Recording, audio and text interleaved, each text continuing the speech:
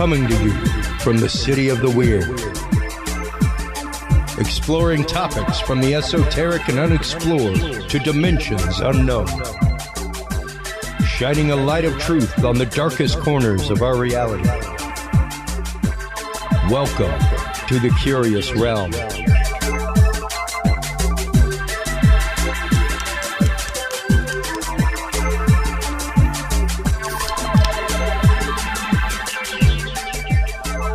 Well, hello everybody. How you doing tonight? Chris Jordan here, coming at you live tonight from North Austin.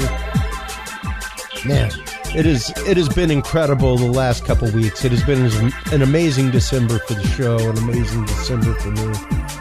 Had the distinct pleasure this last week of being called in from the sidelines to help guest on Clyde Lewis. That was epically awesome. Thank you so much to Ron Patton and to, the whole team over there at Ground Zero. It was an amazing episode.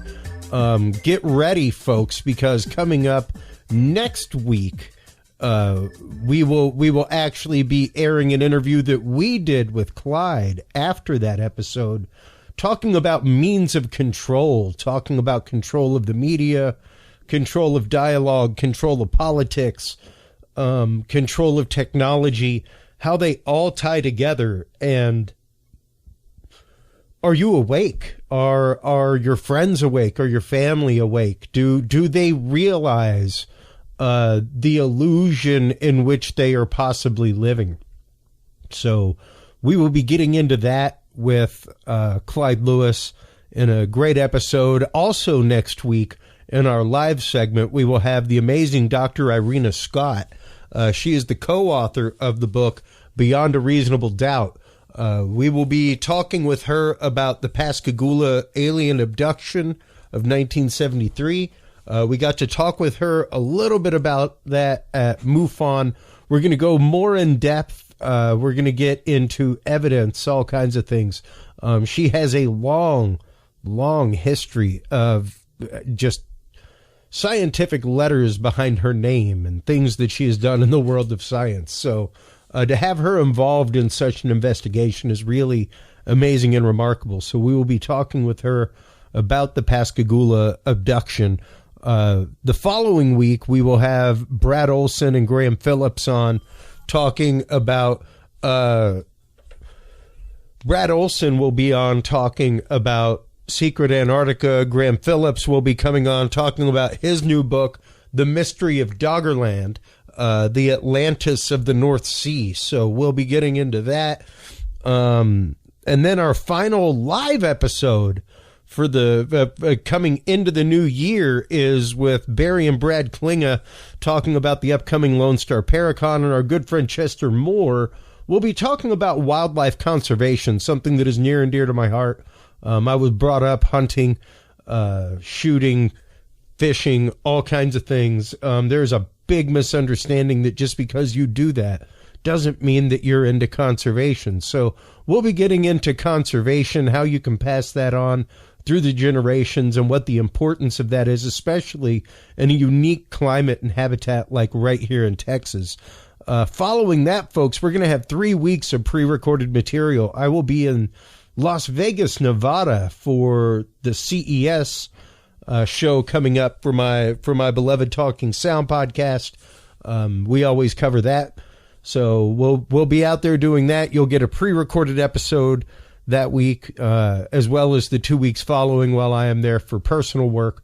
But yeah, don't forget though, just because it's a pre-record doesn't mean it's not new content. We always bring you new content on this show. That is a point of pride. We have never, ever had a replay. We've never had repeat episodes, anything like that. But we have had repeat guests. Our guest tonight is the founder of The Vortex.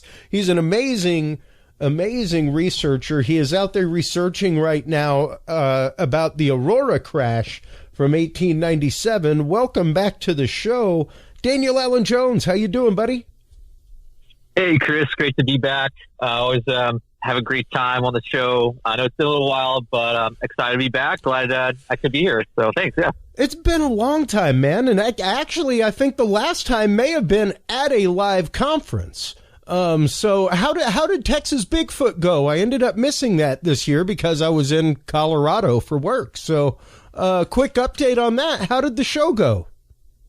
Sure, yeah. So we had a great time here about a month and a half ago in Jefferson, Texas, which has been declared the Bigfoot capital of Texas, as you know, which is kind of a fun, thing for anyone interested in Bigfoot and cryptids to be able to travel out to pretty historic place already. And now we've got the conference going on for 22 years now. And one of the cool updates that the host, Craig Woolheater, helped to facilitate was the county that Jefferson is in. It's called Marion County.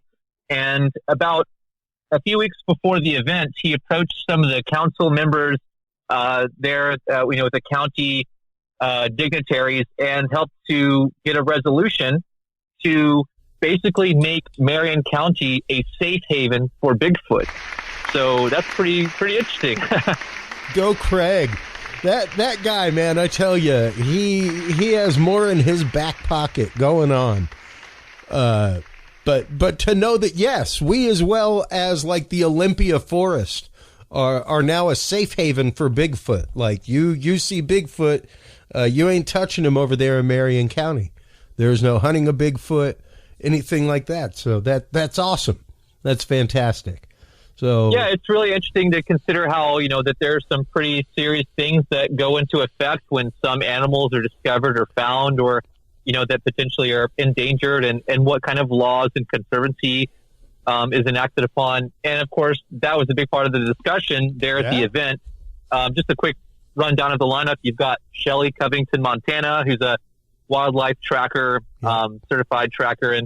And we had Matt Pruitt, who has worked a lot on many different, Bigfoot related cases, but he helped to show some of the footage that was used in the pilot premiere episode of Finding Bigfoot, which he was, helpful in that production. Pretty long running show for those interested. And then, of course, we had Mike Mays, who he runs a blog called the Texas Cryptid Hunter. So here, kind of a local researcher. And then we had Chester Moore, as you know, is going to be, I think, coming up here on Curious Realm pretty soon. So he was talking about the dark outdoors and some pretty, chilling things that people are coming across. Yeah. And not just Bigfoot related, but other strange animal and creature encounters here in Texas that, out of place animals, kind of stuff like that. So pretty interesting. We also had Daryl Collier, who came out to share about some interesting insights that he gleaned from having a conversation with ChatGPT about the discovery of Bigfoot and sort of, the not just consequences, but the aftermath, the reproduction, or repercussions rather. Yeah. So, people, maybe we'll get into the reproduction we'll of Bigfoot later. So, interesting, sort of thought-provoking dialogue he was sharing about some of the things that maybe we have to consider. And of course, the headliner was Maria Mayer from Expedition Bigfoot, which was cool to be able to have her come out because not only, is that a current show going on, but she's actually a pretty renowned primatologist. She's a National Geographic explorer, has been featured on a number of programs and documentaries, and she discovered one of the smallest, I think the smallest primate in the world out in Madagascar, I think it was. And so pretty amazing to, be able to think about what it's like to discover a species and maybe think about the process of what you have to go through before you can just say you've discovered it. To make that declaration, there's a lot of redundancy. There's a lot of science that goes in there. So we had a discussion about that. And so it was a pretty well-rounded event, and it was great to be able to have it, and we're going to do it again next year. Awesome. Sorry you got to miss out this time. Man, that sounds like I did miss out on a fantastic event. Craig always puts on a good one.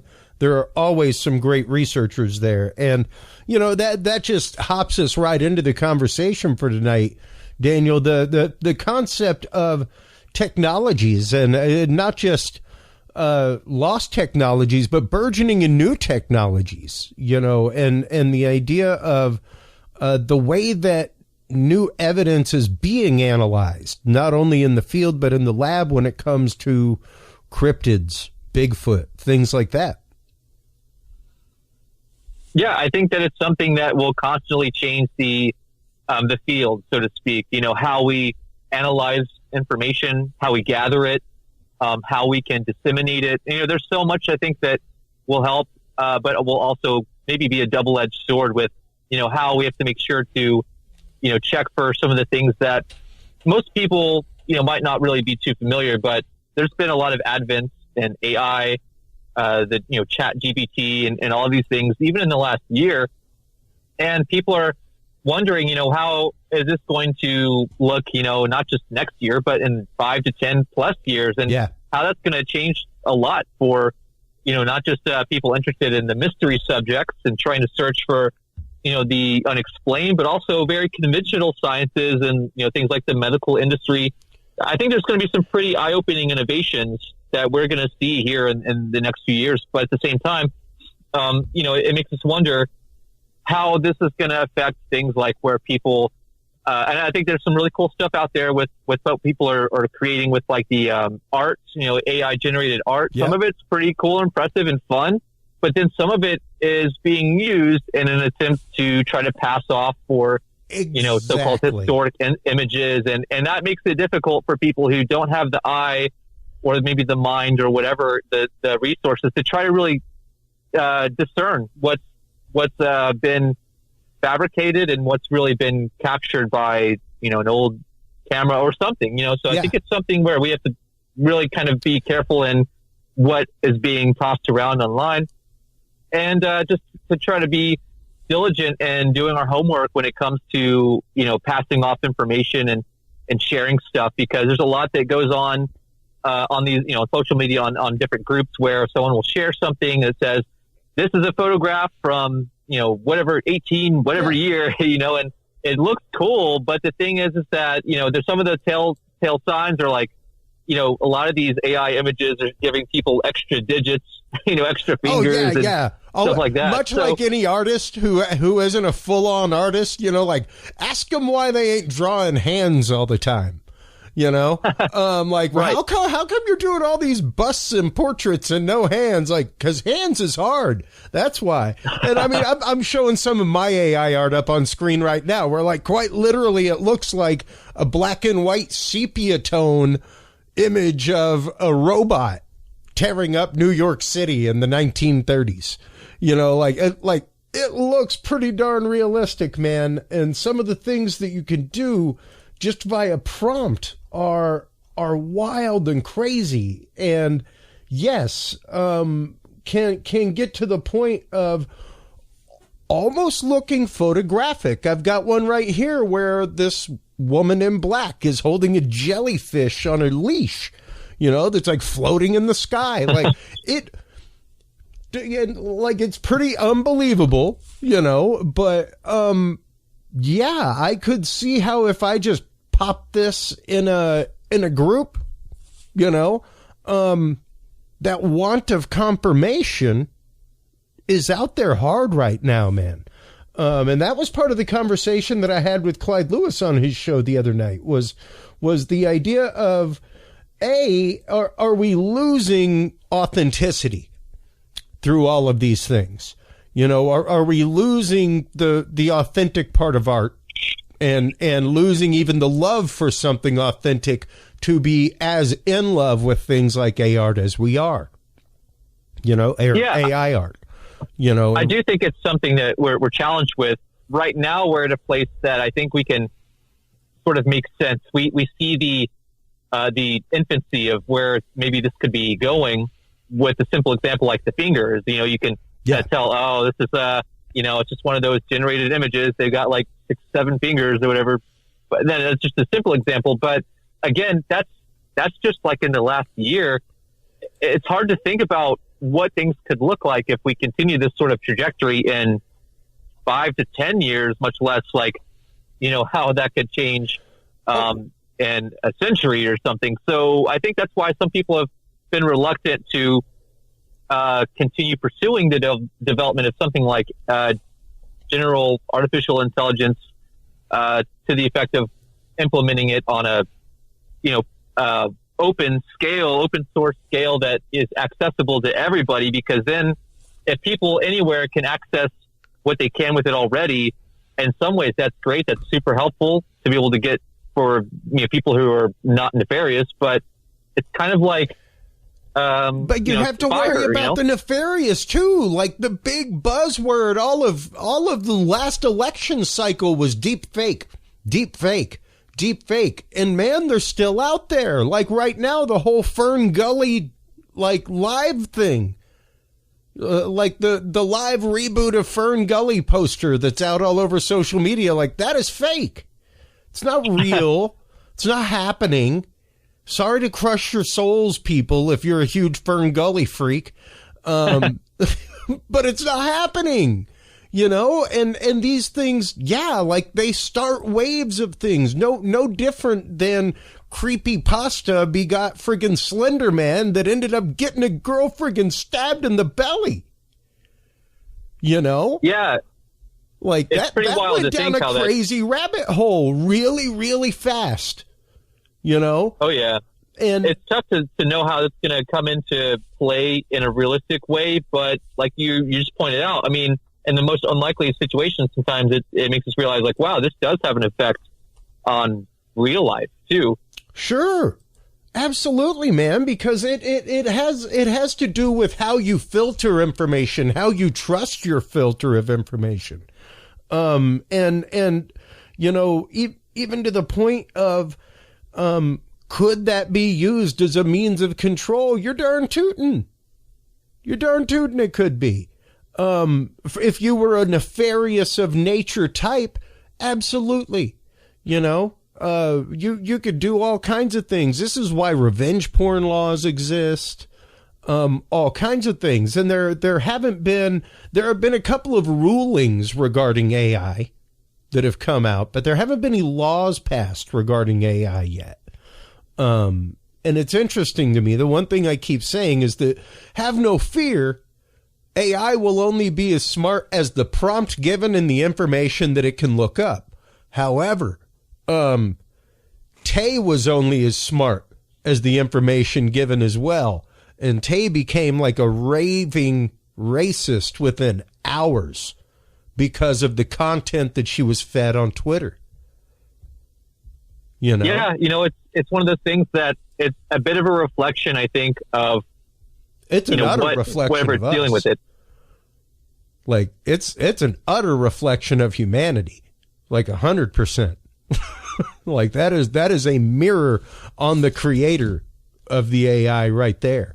And even to the point of fact that right now, one of the most popular AI things out there is like, imagine somebody nude, where you like throw their picture in and process it out. Like there's some new AI generator that does that. It's like that's one of the most popular uses, and we have to consider that, like as a society, when that's one of the most popular uses of this pretty powerful, leverageable technology that could do amazing things. Like I'm using it as a graphic designer, things like that, Daniel. Like I'm using it to generate like flat logo type things and elements that I can use in graphic design, that I now don't have to go to a copyright database and purchase a logo stamp, or something like that. Like purchase a general, like, oh, let me go find a magnifying glass and pay for the rights of the magnifying glass image, so that I can use it in perpetuity. Now, if I go and generate it through AI, I own the rights to that, which is pretty cool.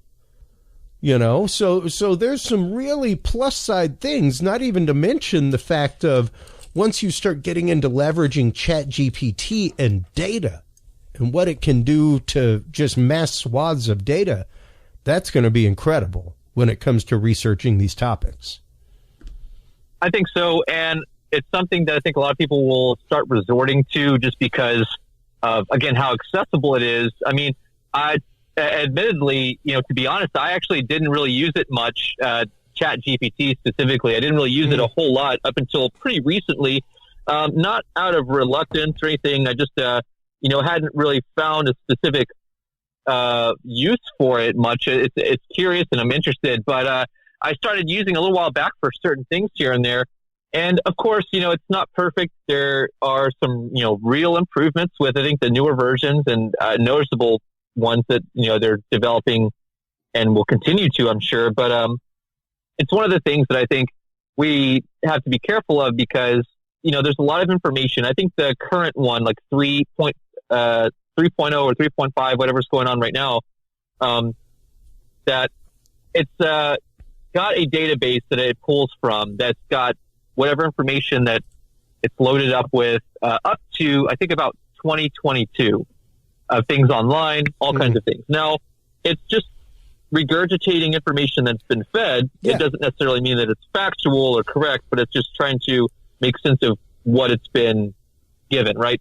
Yeah. As an example, we were talking about the Texas Bigfoot Conference a moment ago. Daryl Collier, one of the presenters, as I mentioned, gave a talk on, discussing Bigfoot with AI. And someone in the audience pointed out, well, what version were you using? And, this one's been known. It's prone to be at fault and to, prone to error, things like that. And of course, that is the case. One example that I found, and doing some research, like I said, I just kind of recently started implementing it for the purposes of the research I'm doing for my project about Aurora, as you mentioned earlier. And so I'll go through and I'll give it some prompts and things to kind of see what its responses are. And as an example, one thing I got back was it said that there's a book about Aurora by so-and-so person and so-and-so person. And I thought that's really curious because there's definitely not a book that it told me about by the people it told me about. And and so I think that, there's nothing really terribly wrong about that, but it just goes to show that, whatever information, even with something like that it got was from something that just didn't actually have the information the way it needed to or whatever is going on because the version I was using, and a lot of times it'll say like it's not connected online. It can't pull from a database or something. It's just preloaded with what it's got.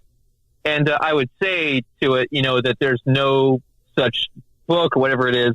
And it would say, oh, I'm sorry, sorry for that. Like it didn't know, and so what I'm seeing with some of these things is that a lot of people will try to resort to it as the sort of new Google. Oh, yeah. And just like Google, it doesn't mean that it's necessarily right. It just gives you a bunch of information. So that's right. It's going to be a new way where people find information regardless if it's right or wrong necessarily. But if it's just there, it's quick to respond. And I think that's where we're going to see people using it. Well, absolutely. And that's just it. People don't realize that sometimes that data pool is being pulled from Google. It is being pulled from Wikipedia. It's being pulled from all of these open source places, So, like you're going to have the exact same. And that's what I keep saying is that it's only going to be as smart as your average news reader. It's only going to be as smart as the average person reading the internet, but at the same time, watch it, folks, because it's only going to be as smart as the average person reading the internet.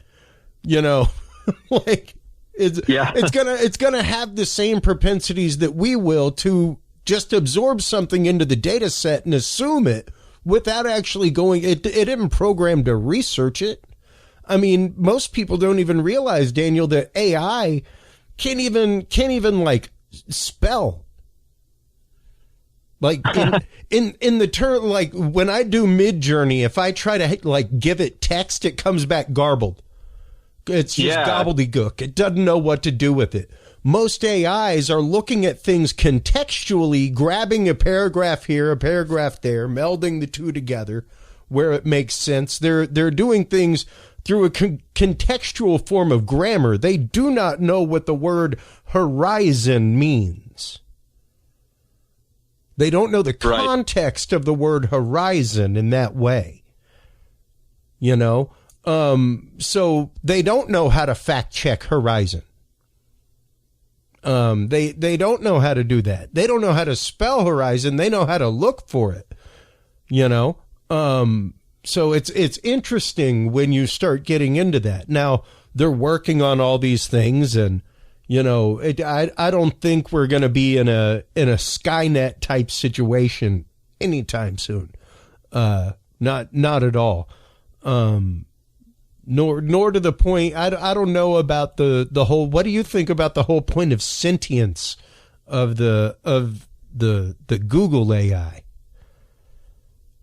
Well, I think it's one of the things Ray Kurzweil wrote about. The whole idea of the singularity. Yeah. Where we, as humanity, we merge with AI, we become a singular sort of consciousness, and that will redirect the whole future of humanity and our world and all of that.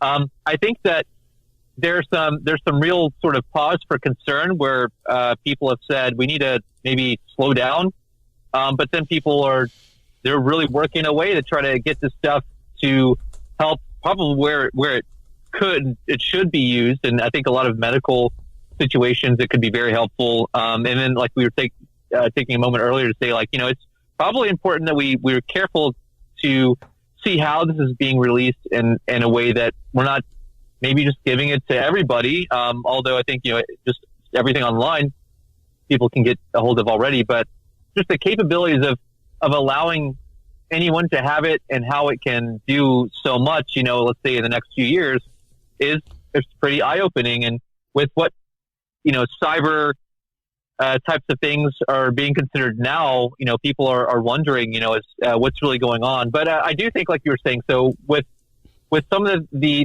advents in this type of technology with Google and a lot of these other things, I do think that it's people, a lot of times they're saying we're not really at general artificial intelligence. They're just, a lot of times it's mimicry. A lot of times it's just like we were saying, regurgitating things it's been fed into. It doesn't really have a mind of its own. It's just kind of repeating like a parrot. Things that we've stored into it. And I think that can be helpful if we're trying to have a database. And one of the other things is that I think Facebook was trying to implement this, and maybe they are in some ways, basically where the idea of Facebook itself was to record or document, capture pretty much every possible instance of a person's life or input that they give, and then take all of that and roll it up into sort of a virtual avatar that represents that person, that is an interactive person in some way, whether that's, a hologram or a digital interface. And in that way they can still be, quote unquote alive or interactive in a way that they would be alive, to ask them things and to talk to them about stuff, and so if you. Yeah, no, it's pretty wild. And when you start getting into the idea of having a conversation with a historical person that, we've never really been able to do, even though it's not really like you're talking to them, it's something, closer to the effect of, I guess. Oh no, we just lost Daniel. And yes, Daniel, you are absolutely correct to know that things are getting to that point. Things are getting to the point of we need to have a plan. 2, 1. Oh, he's not there yet. So yeah, we need to get to the point where we actively have a plan. I remember just a couple years ago when things went awry in the world, and the whole issue was that nobody really had a plan for it. So yeah, we have to start looking at emerging technologies. The idea that that the UN could not agree on a killer robot. 2. Well, still no. So yeah, the UN recently had their vote on killer robots, folks, and whether or not robots would be allowed in the battlefield in that way, like in the Terminator aspect, where it's like, let's just have robots strolling around shooting people up.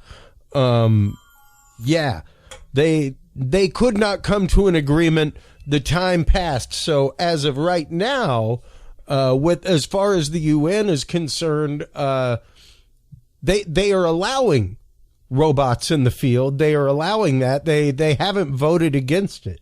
they tried voting against it and nothing really happened.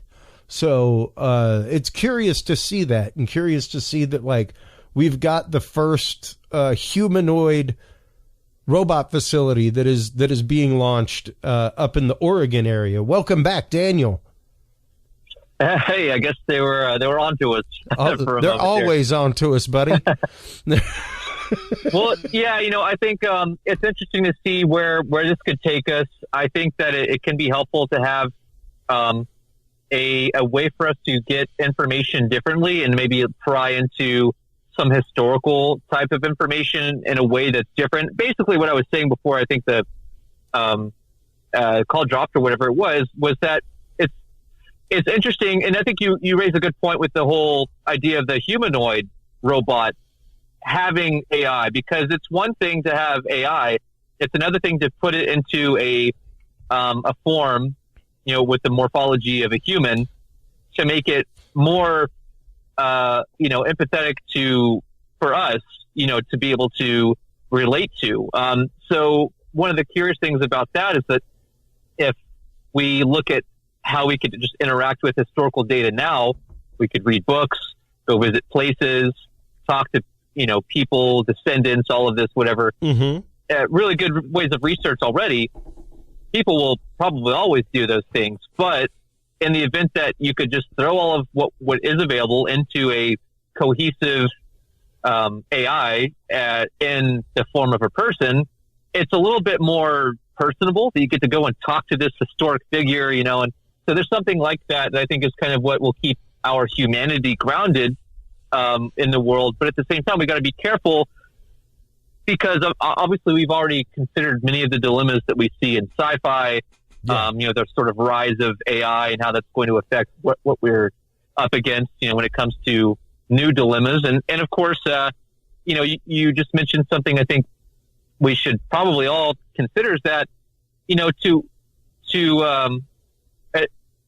at what point are we, as either, nations or the world or whatever it is, going to be considerate of where we stand with delegating sort of, roles in society to AI by recognizing them with certain capacity of intelligence or sentience. I mean, as an example, we've seen I think it's in the UK, they declared that cephalopods, which are like squids and things like that, are intelligent creatures. They're intelligent, they're sentient, and that they basically are should be recognized as sentient beings. And I think people can get into the sort of the ethics of, well, what does that mean? To what are they off the degree? Menu now? Right. So I think it's one of those things where, is it going to be in the next maybe 10, 20, whatever years, where we're finally having the conversation, okay, we need to recognize these AI or whatever it could be, might potentially be looking to have some kind of acknowledgement, that we bestow upon it to integrate into society with that kind of capacity. I mean, these are things that we've seen in science fiction, and I think it's helped to give us a sort of a foundation for what to expect. Obviously, it doesn't mean that it's going to be one-to-one, but we can see right now, even in just the things that we've done in the last few years, and where we're going in this sort of direction of how we're integrating this on a large scale, is not only science fiction. It's pretty impressive to see, and I'll mention something please. I found pretty interesting years ago, but this was apparently there was a meeting held by the Royal Society over sciences, and this was done back in 2010. And some of the people who were involved with this are pretty high, upper echelon people, very high caliber, several accolades, all of that. And one of them was a NASA historian. His name was Stephen Dick. And basically he made the claim that if we come into contact with some kind of non-human intelligence, whether it's aliens or whatever it is, something non-human or just intelligent in its own way that isn't from here, he said basically that if we detect it out there, or we come across it, it's more than likely going to be some kind of technology or AI from an original originator, I guess you could say, and that they would basically be what he said was, quote, immortal thinking machines. And that we may be finding ourselves living in a, quote, post-biological universe, which I think is really intriguing to consider that, if we're able to come up with some of this stuff sort of this early on in our technology, there's no telling what beings or, civilizations who've got a little bit of a head start, where they could be with that. That is precisely the work of Michael P. Masters, and we talked to him at MUFON this last year at the MUFON Symposium.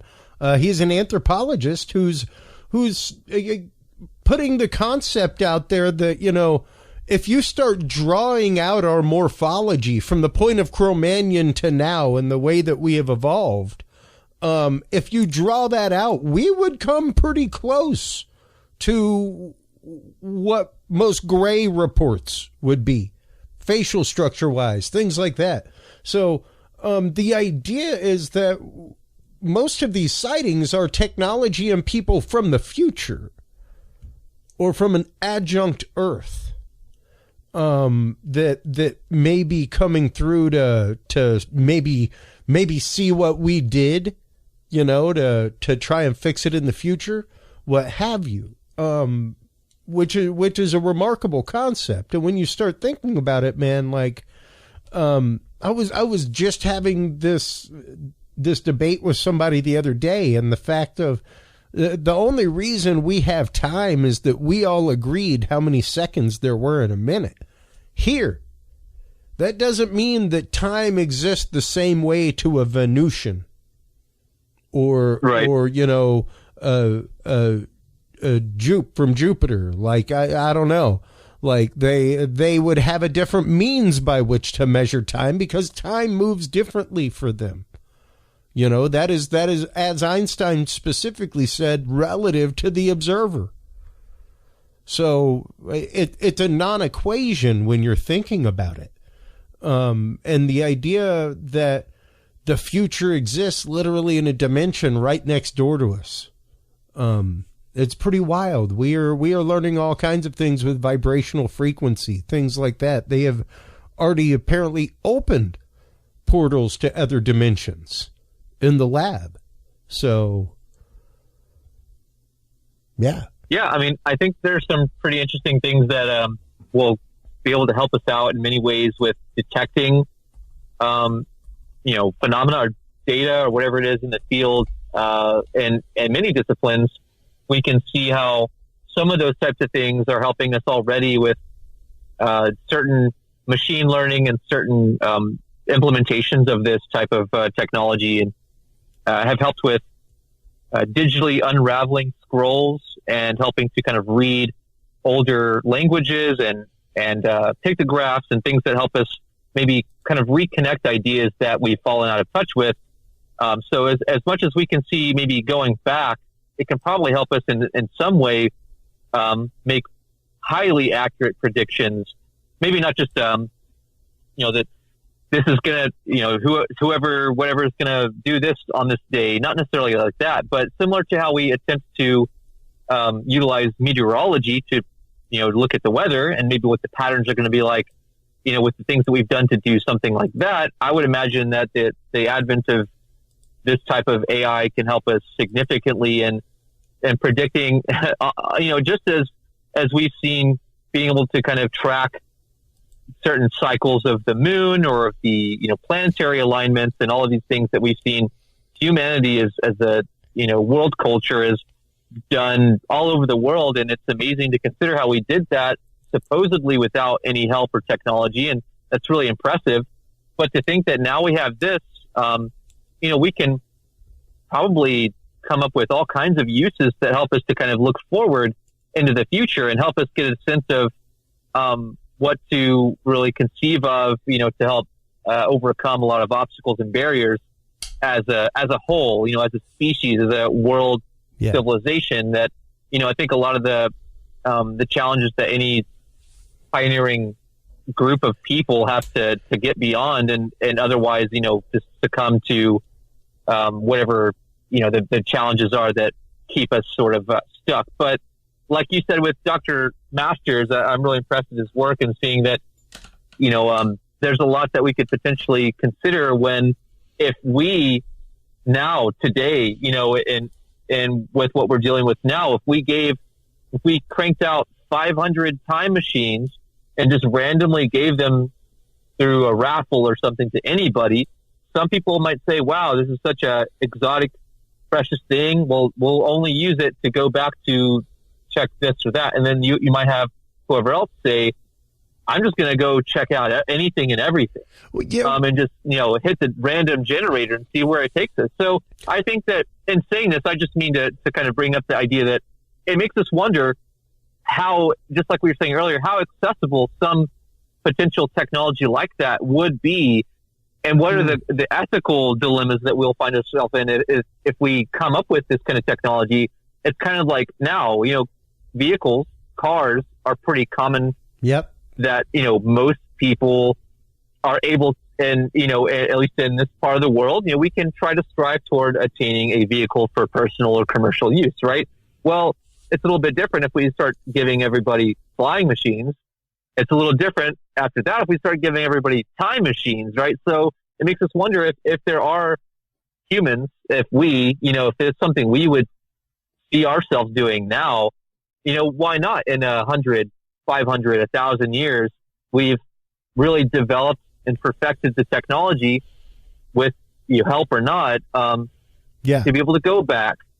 Or if that's even what it is, going back or whatever, if we're able to kind of dial in something that helps us kind of go back, so to speak, into our own timeline, there are probably a number of reasons why we would, depending on who would want to or felt like it was necessary to do that. Because we have to remember sometimes people do things not because it's important for a greater good, but sometimes for selfish reasons or recreational reasons. So we have to consider if in the event that we do mature to the point of, basically getting beyond sort of a lot of mundane uses for such a technology, would we really still be dealing with the potential issue of, let's say, you've got deranged radicals or terrorists who got a time machine, and now you've got time traveling terrorists. It's like, is this really what we want, or is it really that we've gotten past all that and we don't have to worry about the ones coming back are good or bad or whatever it is? So is this something that we'll continue seeing just as we do now? We don't want to just crank out flying machines and just give them out to everybody, because it would be total lawlessness. And while that might seem fun for some, it's like, well, we don't want to just start cranking out time machines and then just have everybody go do whatever, totally mess up the universe or whatever's going on. I just completely saw the plot line for Back to the Future 4 in my head. And it's the fact that the terrorists kill Doc and Marty and take the time machine. Oh. Imagine the shenanigans with that one. But that's exactly it. That's exactly the point. And I mean, it is getting that way with so many things. It was once the point that, like, hardcore data worms, things like that, Stuxnets, that kind of thing, were the work of black bag ops for the CIA, that kind of stuff. Man, you can have ChatGPT write all kinds of things. Like you could have ChatGPT write a computer virus for you just as easy. Yeah, I think it's something that makes us wonder, and again, you kind of have to wonder if the people using it are well versed in how to operate it, if they're going to be using it, morally, ethically, all of that. Yeah. I mean, and this obviously goes with any technology, but when it comes to something with a little bit more intricate nature of what it does, it makes us think about what are the laws that could potentially go. It's just like space. This idea that soon we'll be spacefaring, we'll be going out, flying around in spaceships and visiting moons and planets and getting out there and settling on an asteroid or whatever. Just these tropes that we've seen for the last century, they're deep seated in the back of people's minds. And I'd say, one of the things that we don't often consider, but we do see sort of, play out here and there, is it's like the Wild West. Once you get out there, who's going to stop you from doing anything? We don't have we've got Space Force, but yeah, they're not really, to my knowledge, no one other than people talking they have this and that. Sure, maybe, but I guess the whole idea I'm getting forward is that it's just another arena that we don't have order or structure in, that potentially could lead to more chaotic things that, can eventually lead to more,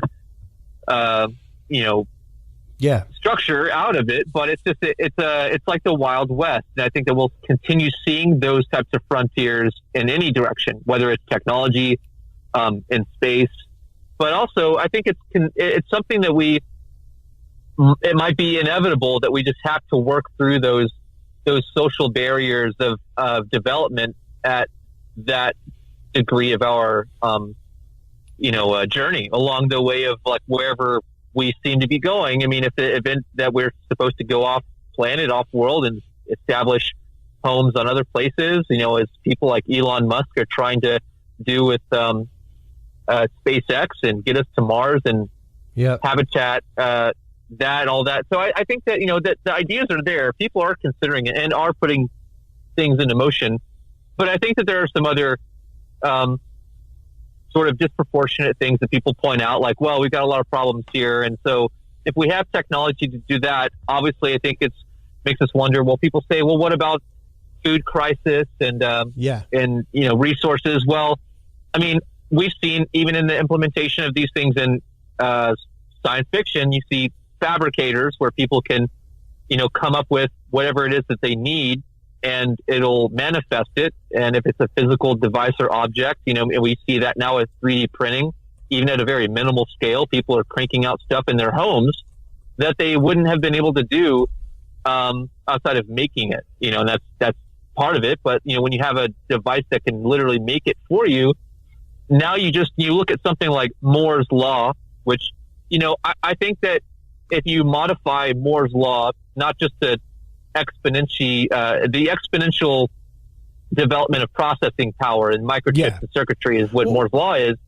but it's like every few years we're changing, like not just the processing power, but like the materials used and how that material works. So, if you take something like what Moore's Law indicates, and you say, well, if we are able to make stuff now, 3D print stuff, and then in X amount of years, we'll have fabricators cranking out things instantly, and even food. You could say, I want a cheeseburger, but chock it full of vitamins and make it just look and taste like a cheeseburger, but it's going to be the most like nutrient dense thing you could think of. I think we're getting to the point where that's a reality that we're having to face is, what will it come down to stop certain things like that from being common, widespread and accessible in a way that, okay, we can get this to places that people really need it, or will it be what I think is more probable is a luxury to the wealthy first, and then it'll slowly sort of trickle down into the public domain and public sector of whatever places can afford the upkeep of such technology. But it would be helpful. But I think it also comes with consequences, as I think we all know. It's not just going to be an easy crutch to get past things that still make us really confront our humanity. Is it ethical to do some of these things? Does it make sense to not be able to do some things that we just a few generations ago people have to try to do and know how to do? And if we run out of these basic skill sets because we leave technology to do it, it's going to put us in a very difficult situation when all that technology is somehow rendered unable to be used for whatever reason. And I think it's important that we see that maybe we have experienced that in just modern times, but also in the ancient world, when you see all these things around us, structures, megaliths, and we can't really seem to pinpoint I'm not saying we don't know totally, and I'm not saying that it's all super exotic, because I think it's not all is one thing. I think it's important to be able to go through and look at each case by case type of thing. But when there's some real strange types of stuff that we see with some ancient structures and ideas and technology, it makes us wonder, did someone have something that was used, and for whatever reason, it's not here anymore, or we forgot how to have it, how to use it, and how to keep that memory intact, I think is something that we need to think about now, because, I mean, everything's printed everywhere. It's online everywhere.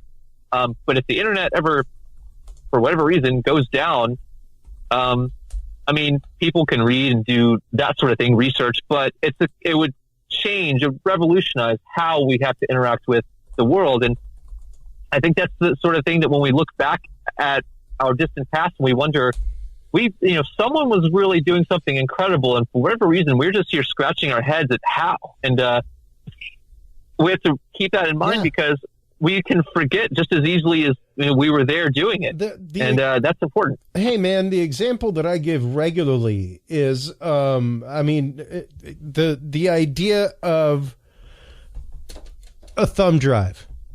Holding right now a terabyte thumb drive. It's literally the size of my thumbnail, folks. I never thought that I would see a terabyte in my life when I had a Commodore 64.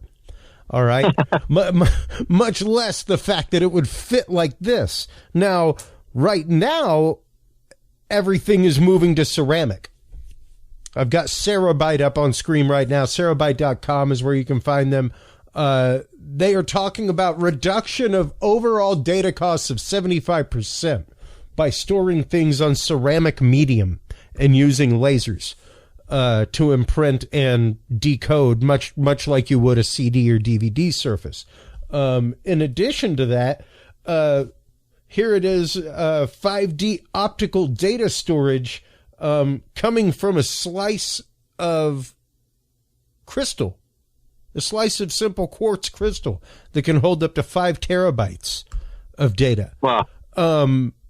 These are both things that, hey, who says that the crystal I'm holding in my hand right now does not have data from an ancient civilization on it? The only thing is, how do we get it off?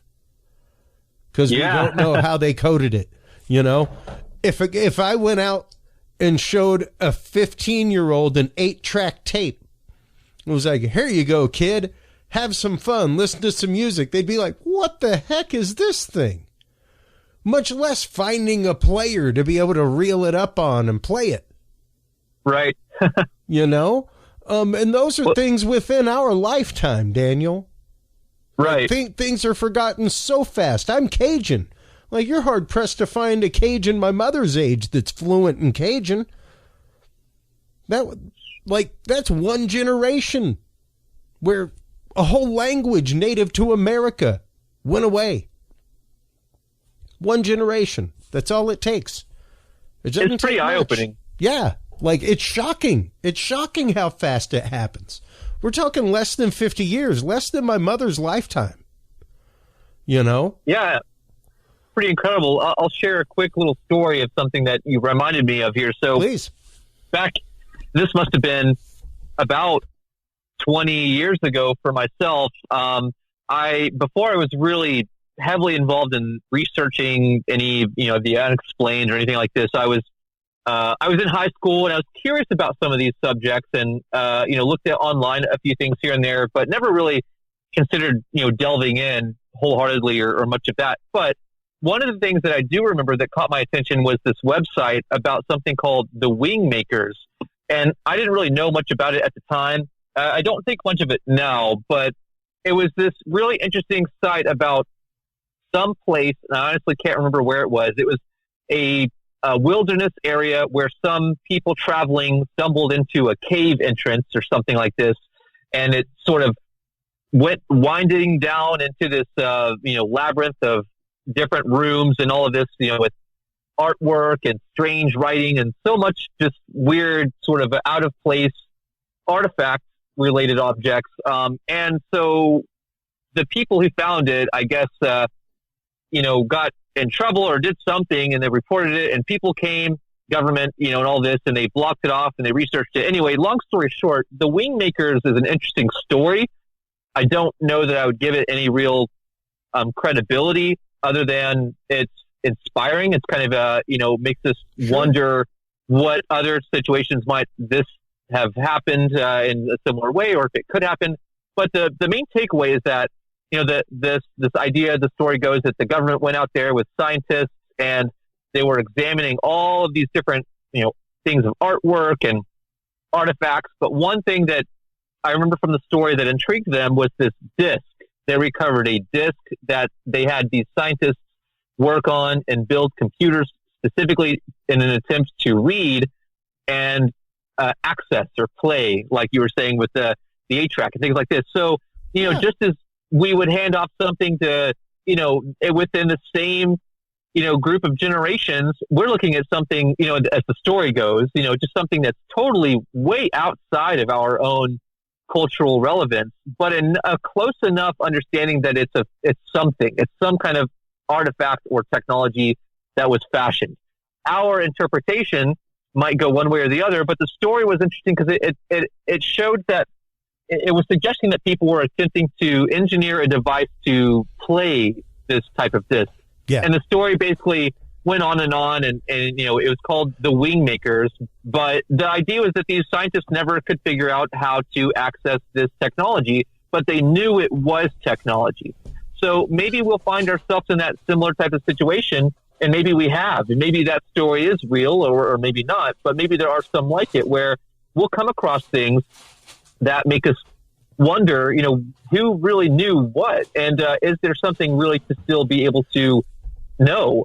Just as you mentioned with the crystals, all of the people listening and those who are interested are probably familiar that there's the whole idea of this crystal skull prophecy where you bring them all together and they're supposed to have like a world-changing event. But this idea that these crystals have information that can be accessed. And I think that the more we look at modern circuitry with silica and looking back, look at ancient structures with quartzile and granite, a lot of it that we use now is for, circuitry and channels that carry and can be used to actually, make devices work through microchips and things like that. We're making small technology, micro technology. It might have been that before in the ancient world we were making, or whoever is making it, macro technologies, not with motherboards, but maybe with Mother Earth. And maybe that's the thing with what we're seeing now is that what we're doing isn't really maybe just new. We're just changing how we're implementing it and engineering similar things in different ways. And I think that's something that might be, useful for us to think of as we move forward. And we do have potential findings that could revolutionize stuff that, could be sitting in boxes like in Indiana Jones. Maybe there are things that, 10, 20, 30, 100 years ago, we just didn't know how to engineer something to access. But now, and maybe with the help of AI, it'll say, oh, all you really needed to do is turn this one and put a little bit more voltage on this or whatever it is. And then suddenly, that disc can be opened up and you find it was just a mixtape or whatever, and it could be pretty revolutionary. Yeah. And I mean, even AI was just put to task on a whole bunch of cuneiform tablets that have never been able to be translated, and bam, just happened. It translated it within like hours. The AI was able to translate the tablets, and using technology for amazing things like that is awesome, and what it's supposed to be used for, Daniel. The sad thing is, yes, there is that. Once again, even the idea of Back to the Future 2, who'd think Marty would be the one that's like, oh, let's get rich quick. Thought he learned the lesson in the first one. But there's always going to be somebody who is willing to do so. And sadly enough, as we saw, the propensity of that is much greater than the propensity of people to be the responsible Doc Brown. What do we do to start pulling back the reins? I don't think we need to pull back reins yet. I don't think we are anywhere near, any kind of danger territory with AI, anything like that. But like I was saying, as you came back in, the UN has been unable to agree on robots in the field. They totally blew that vote. So that's still wide open territory as far as like having Terminator robots stalking the battlefield, which is pretty disturbing in and of itself. Yeah, I mean, I think it's something that we'll have to really come to terms with, and in some way it might be a recurring issue because, one of the things that is going on lately in the whole UFO arena is certain, legal challenges and barriers that are being confronted in Congress and, certain amendments and things that are attempting to be passed, but are having some challenges. And so some people think it's like, well, that was our big shot. That was our big chance. But, it could be that this is going to be something as it has for decades. It'll come back. Yeah. This particular instance is not, I think it might be the most recent iteration, but it's probably not going to be the last. I think it's something that, it'll come back, and when it, hopefully there's not a catalyzing event to make it an issue in a bad way, in a sense that when it comes to AI, that, we're already at the point to where we're having to address a situation that might occur rather than say, okay, we're ready. Where do we go from here? So I think that we need to be, just paying attention to the technology that's being implemented in many different disciplines and the industries that are using things for, medical application, for transport, for all kinds of things that probably would be good applications, and be careful on how it's just going to be sort of a free for all. And like you said, we're not at the point to like hold back yet, but you can tell, once it reaches critical mass, it's going to be hard to have crowd control to police these things in a way that's safe. Because we don't want this to get in the hands of someone who's just going to use it to do terrible things. And obviously, that's hard to control for anything. But I would say that I've always been fascinated with the idea that, while we have a lot of really brilliant minds attempting to explore the arena in the search for making contact with some non-human intelligence, whether that's aliens, whether that's spirits, whether that's angels or demons or whatever it is that we interpret it through that lens, we try to make sense of how people are able to have these experiences. And I think that if technology can help, then hopefully it can help establish a consistent interface through which we can have a correspondence or a dialogue that's not just a one-off thing where it's a personal experience that isn't able to be corroborated or replicated through other means, because those are all really special and important experiences for people to have, whether they're good or bad. That's something that is very personable to that individual. But if we can do something to establish an interface using AI or whatever it is that can help us fine tune to that frequency of whatever it is, that we can say, oh, now we've got a channel open where we are now live with so-and-so.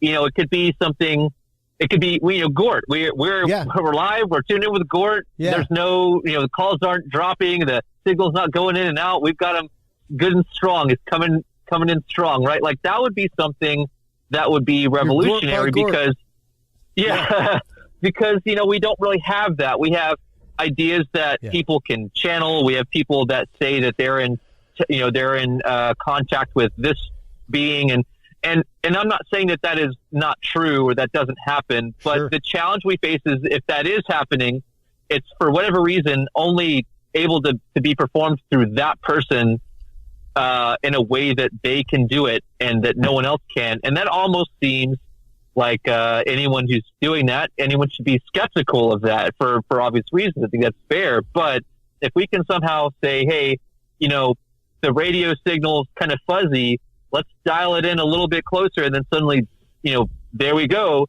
There's no more communication challenge. I think that if we can establish that, it would be something that might be like the Dead Sea Scrolls or something where we realize that, we're already so close to trying to make the connection.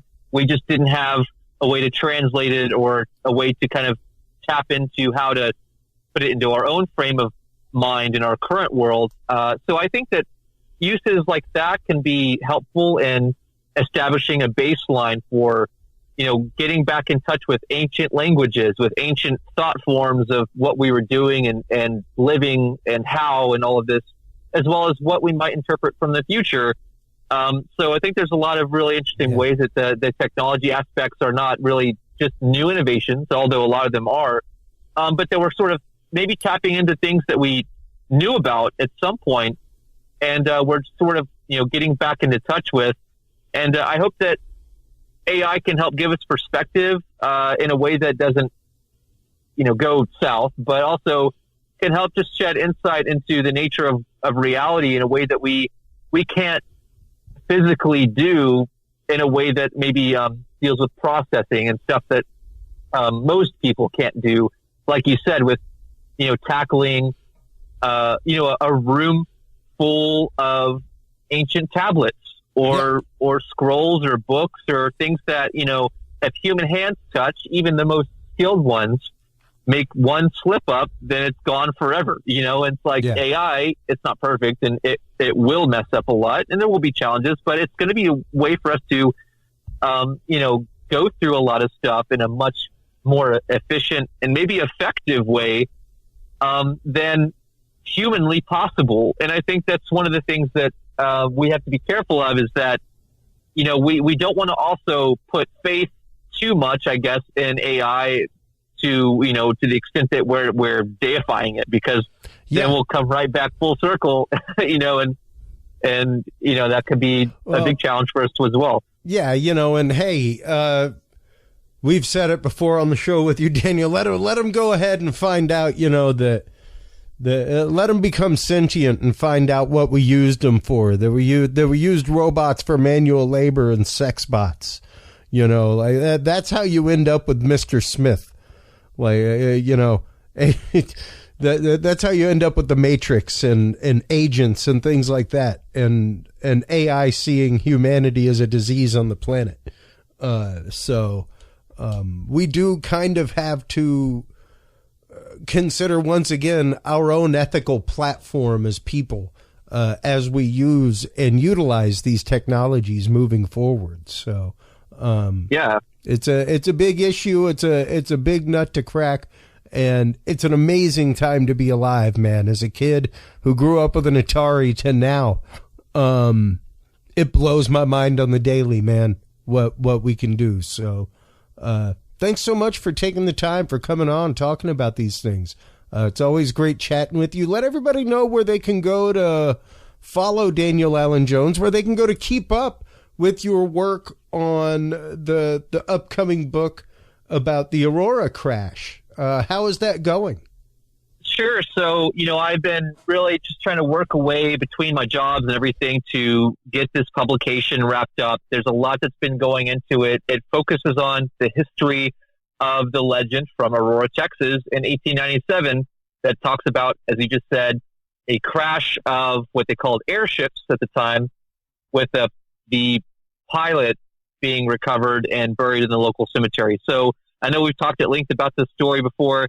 It's a classic, it's sort of deep seated in the lore of UFOs, but my focus is not to make it a UFO book per se. It's really just focusing on all the ways in which the story, or what I like to refer to as the legend, has been embedded in media, newspapers, everything until now, and to really look at it as folklore and how it inspires us to be considerate of not only, similar events that might really have happened, or when something like this could potentially happen in the future. And, what we can learn from people just like us, maybe conjuring up ideas of this or really witnessing it over 100 years ago. So it's going to be focusing on that. It's something I'm going to try to get out next year.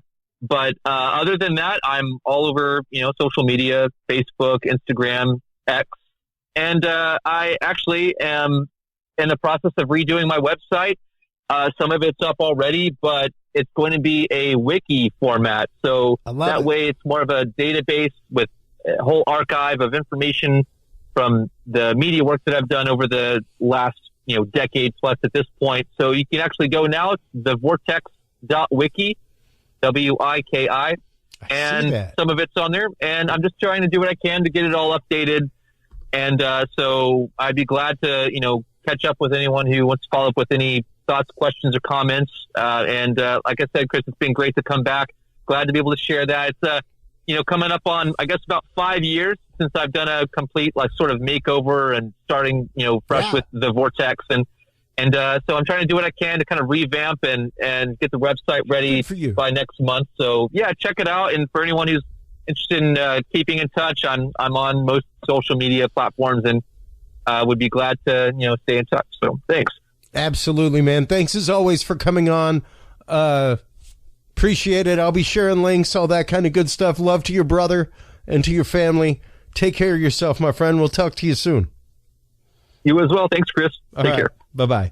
Man, always great talking with Daniel Allen Jones, folks. While you are online checking out all of his amazing work at thevortex.wiki, make sure to stop on by Curious Realm.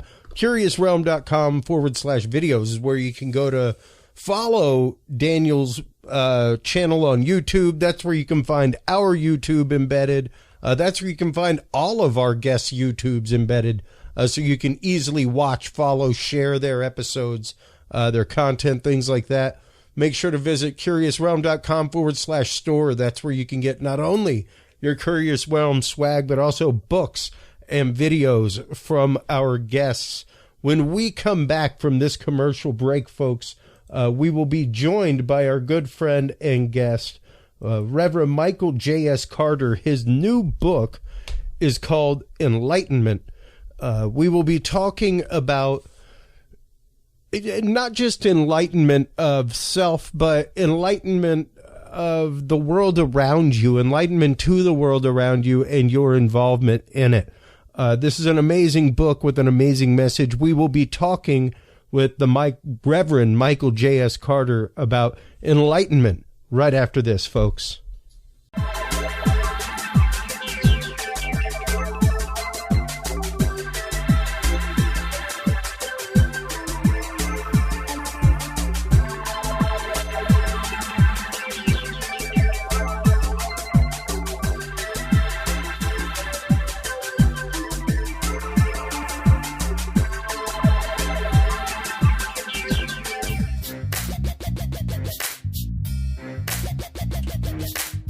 With the rise in attention to the health benefits of cannabis and cannabinoids, including CBD, True Hemp Science has become one of the premier providers of full-spectrum CBD and CBD-related products.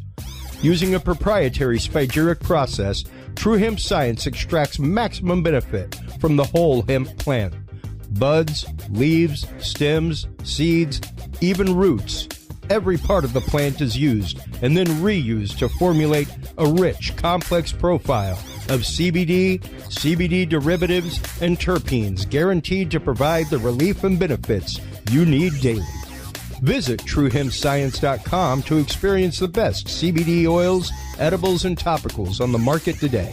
And use code CURIOUS7 to save 7% off your entire purchase of $50 or more and get 2 25-milligram CBD cookies or brownies free. That website again is TrueHempScience.com and the code is CURIOUS7.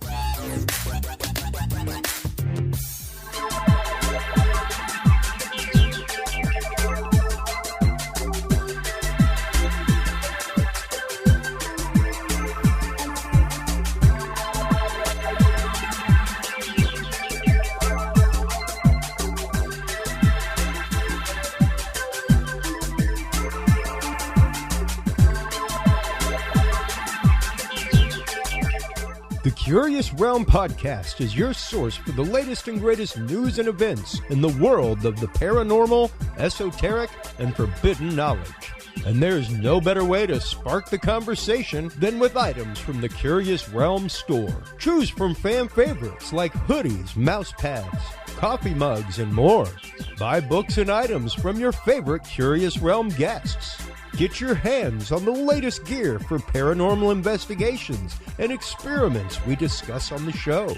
Open your web browser and stop on by the Curious Realm store at curiousrealm.com/store to buy the latest Curious Realm wear and out-of-this-world gifts for yourself, your family, or a mind that you want to open.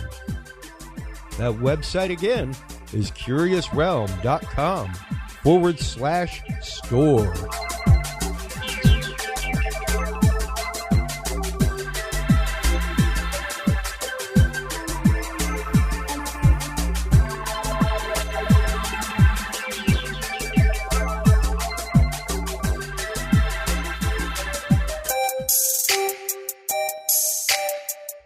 Have you considered starting a podcast? Looking for a way to make your business a voice of authority in an industry? Then Podcast Cadet is the solution for you. Whether starting a podcast for yourself, your brand, business, school, church, or just plain fun, Podcast Cadet is here to help you navigate the waters of the podcast industry.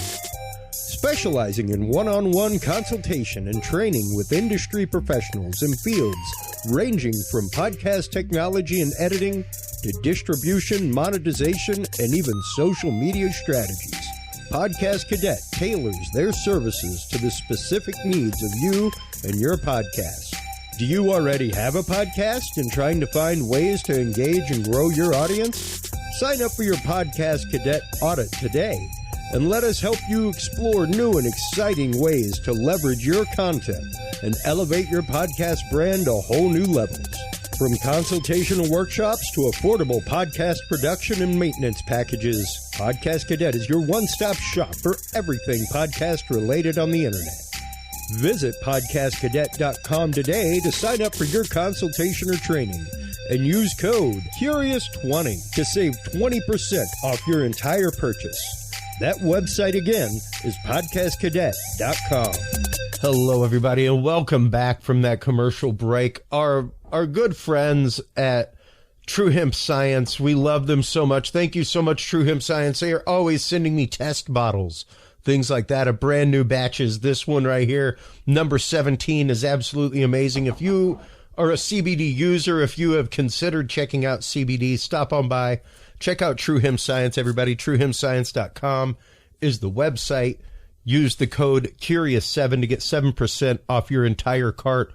Our guest in this segment is the amazing Reverend Michael J.S. Carter. He is the author of Initiation, as well as numerous other books on the topic of not only the sacred, but sacred scripture, UFOs, paranormal, the way that all these things tie together. His new book is Enlightenment. He sent me an advanced copy of it, and man, I am here to tell you, Michael, I am in love with this book. It's fantastic. It is one of the most digestible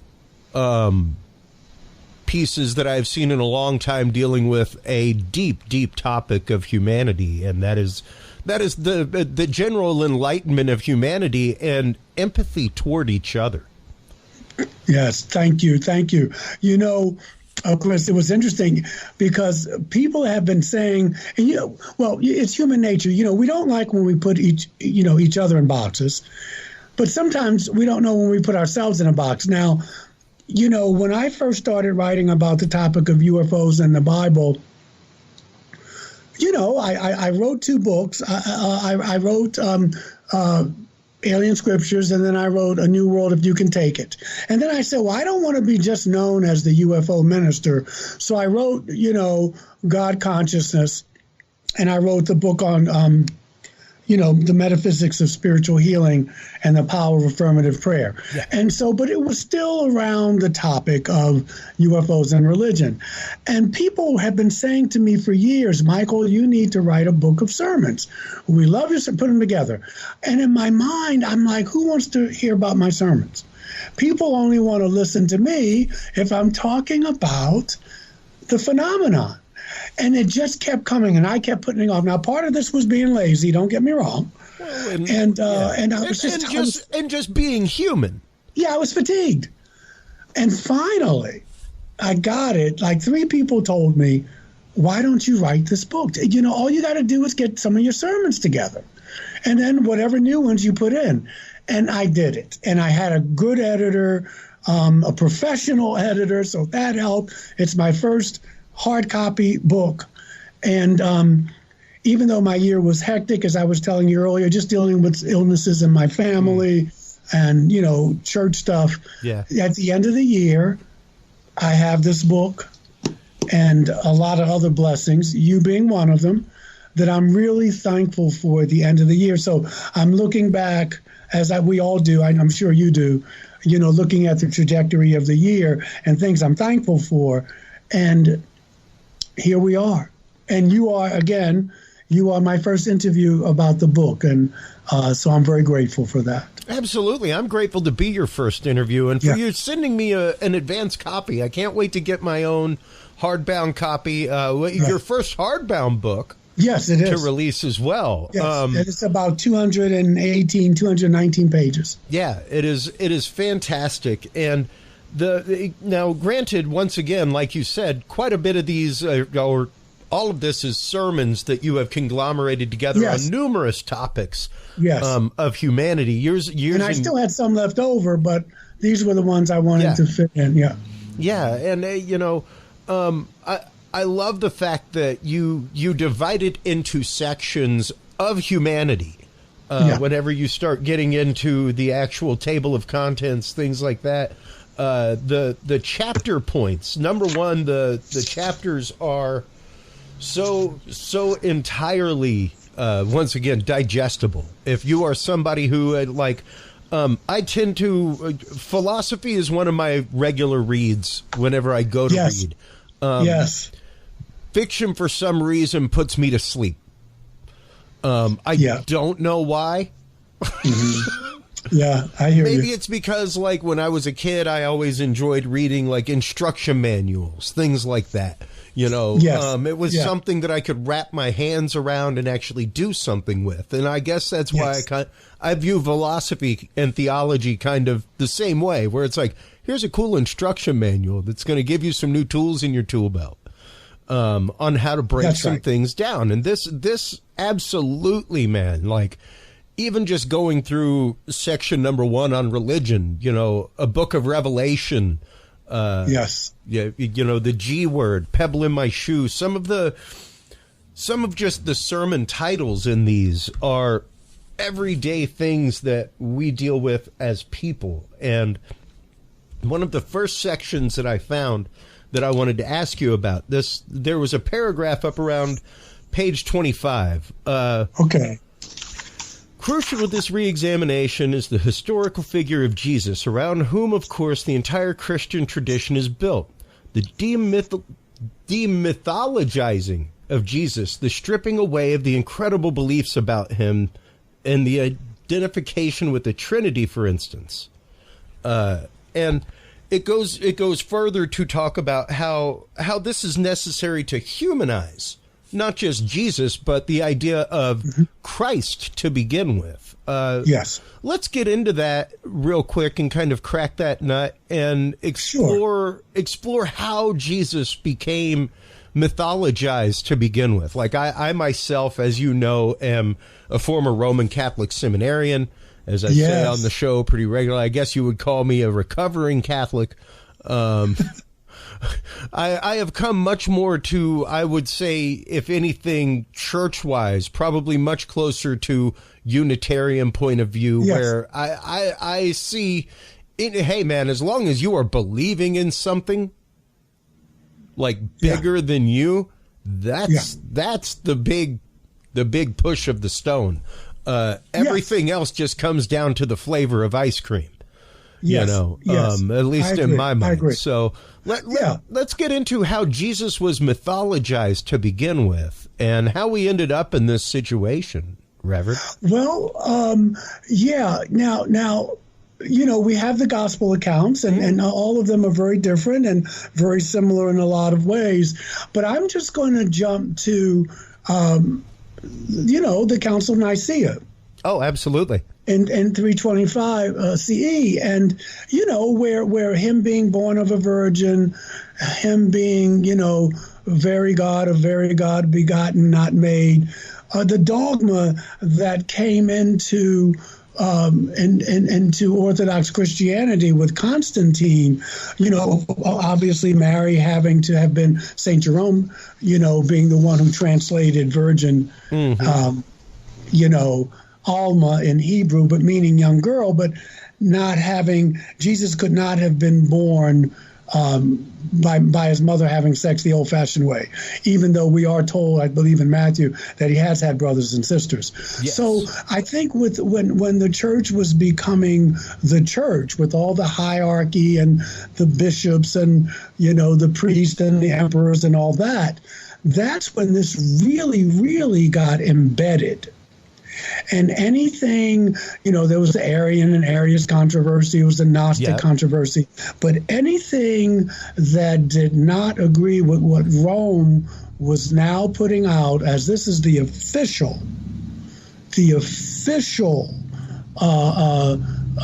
sanctified, if you will, story of Jesus, was just taken out. Yeah. Now, we've seen that happen before in the Hebrew canon, but we're not talking about that, in the 6th or 7th century BCE. But when all that stuff was rewritten to take out kind of the extraterrestrial stuff. But that's when it really got to be dogma. That's when it really got to be church doctrine. And this is what it meant to be a Christian. Yes, if we go to Acts 15, Peter and Paul are having their tete-a-tete about, Peter saying, well, I was with the man, and Paul saying, I met him on the road to Damascus. We start to get that push and pull.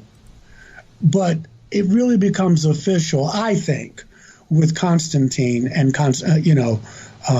in 325 CE. I really where there had to be a Trinity. Yeah. That was crucial to the theology. Father, Son, and Holy Spirit, which to me had always been a different mathematical formula that I really couldn't.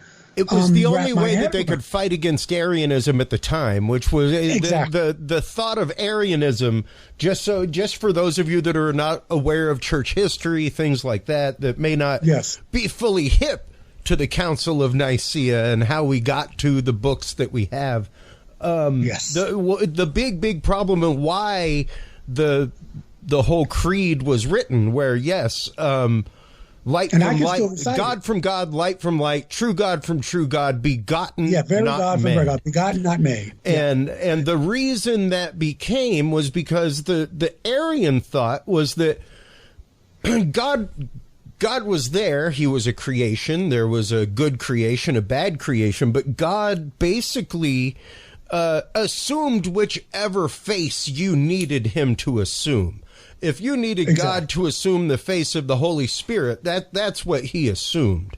And the Council of Nicaea was like, no, it's much more mystical than that. It's the fact that there is a God of three, the three individual parts that take part in one being. And the way that it's always been simplistically explained to me by folk is, being out on a frozen lake in a rowboat, where you have chunks of ice floating around in water and fog around you.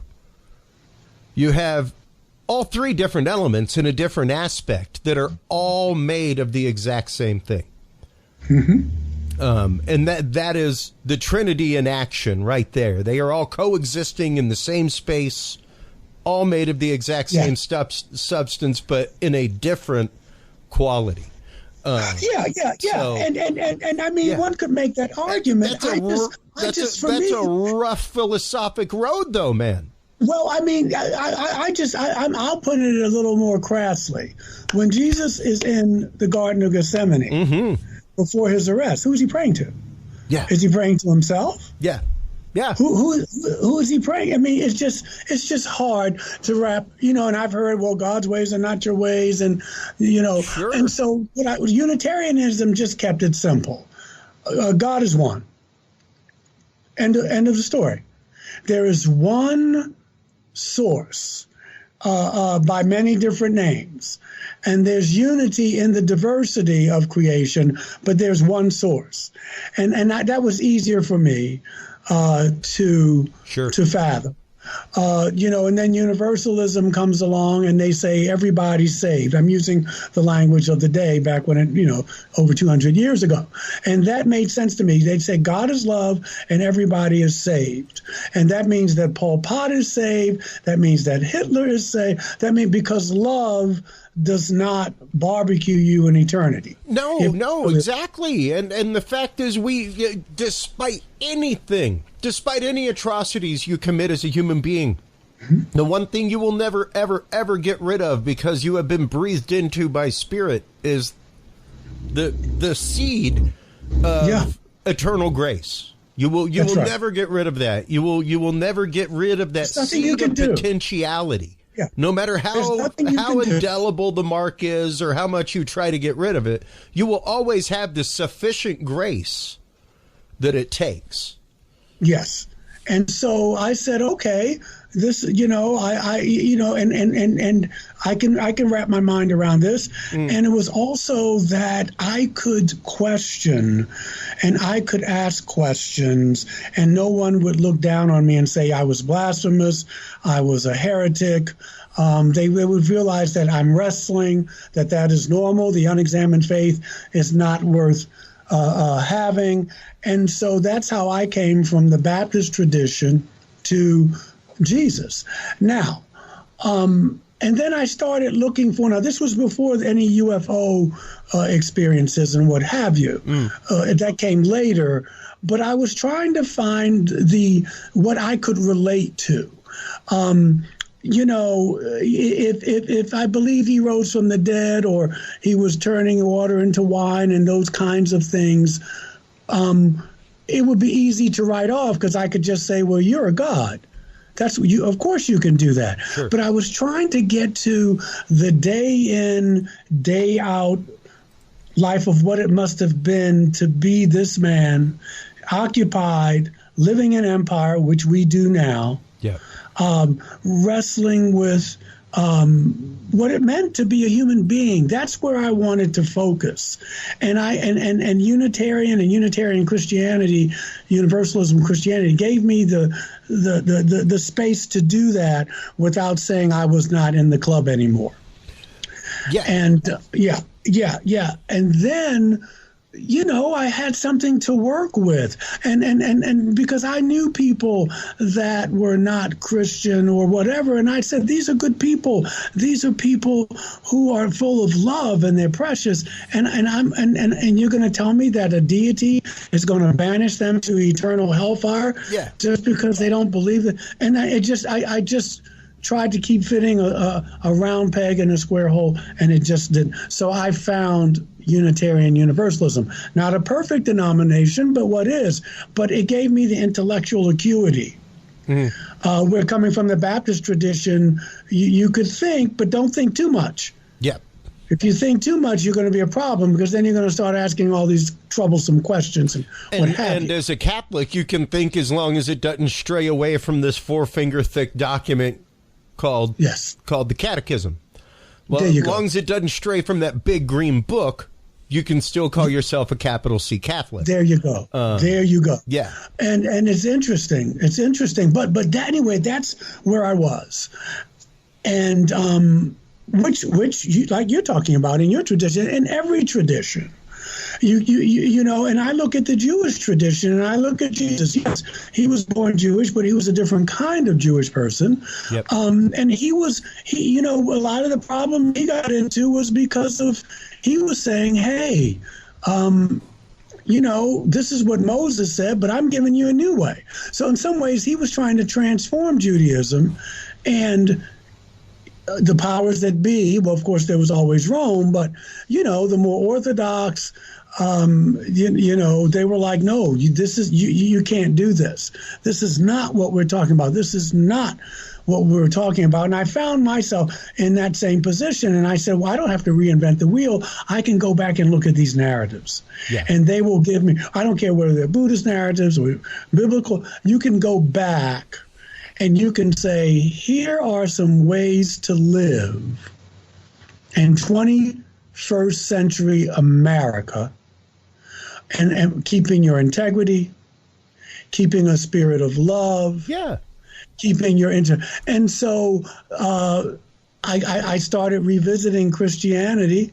Now, to some people, again, even without the UFO overlay, they would say, well, no, that's not Christianity. And then I would say, I used to always I'd be reacting instead of responding, but I got to the part where I'm not going to let anybody else define me. You don't tell me what it means. Yeah. I'm not going to let these politicians or other people, you're not going to tell me. I can tell you. I used to play with it. Well, I'm not really a Christian. I'm a follower of the teachings of Jesus, which are two different things. But I see where I could incorporate and I could grow and learn and still hold on to those teachings. I remember the Dalai Lama saying that if first of all, if you leave your religion of origin to become a Buddhist, he said, don't never talk bad about your religion of origin, because it may not make sense to you, but it still makes sense to a lot of other people. That's but right. He said, why not use Buddhism to make you a better Christian? Why not make Buddhism make you better? He said, don't come over here until you absolutely have to. But he said, why don't you explore your tradition on a deeper level? And that's what I've been doing.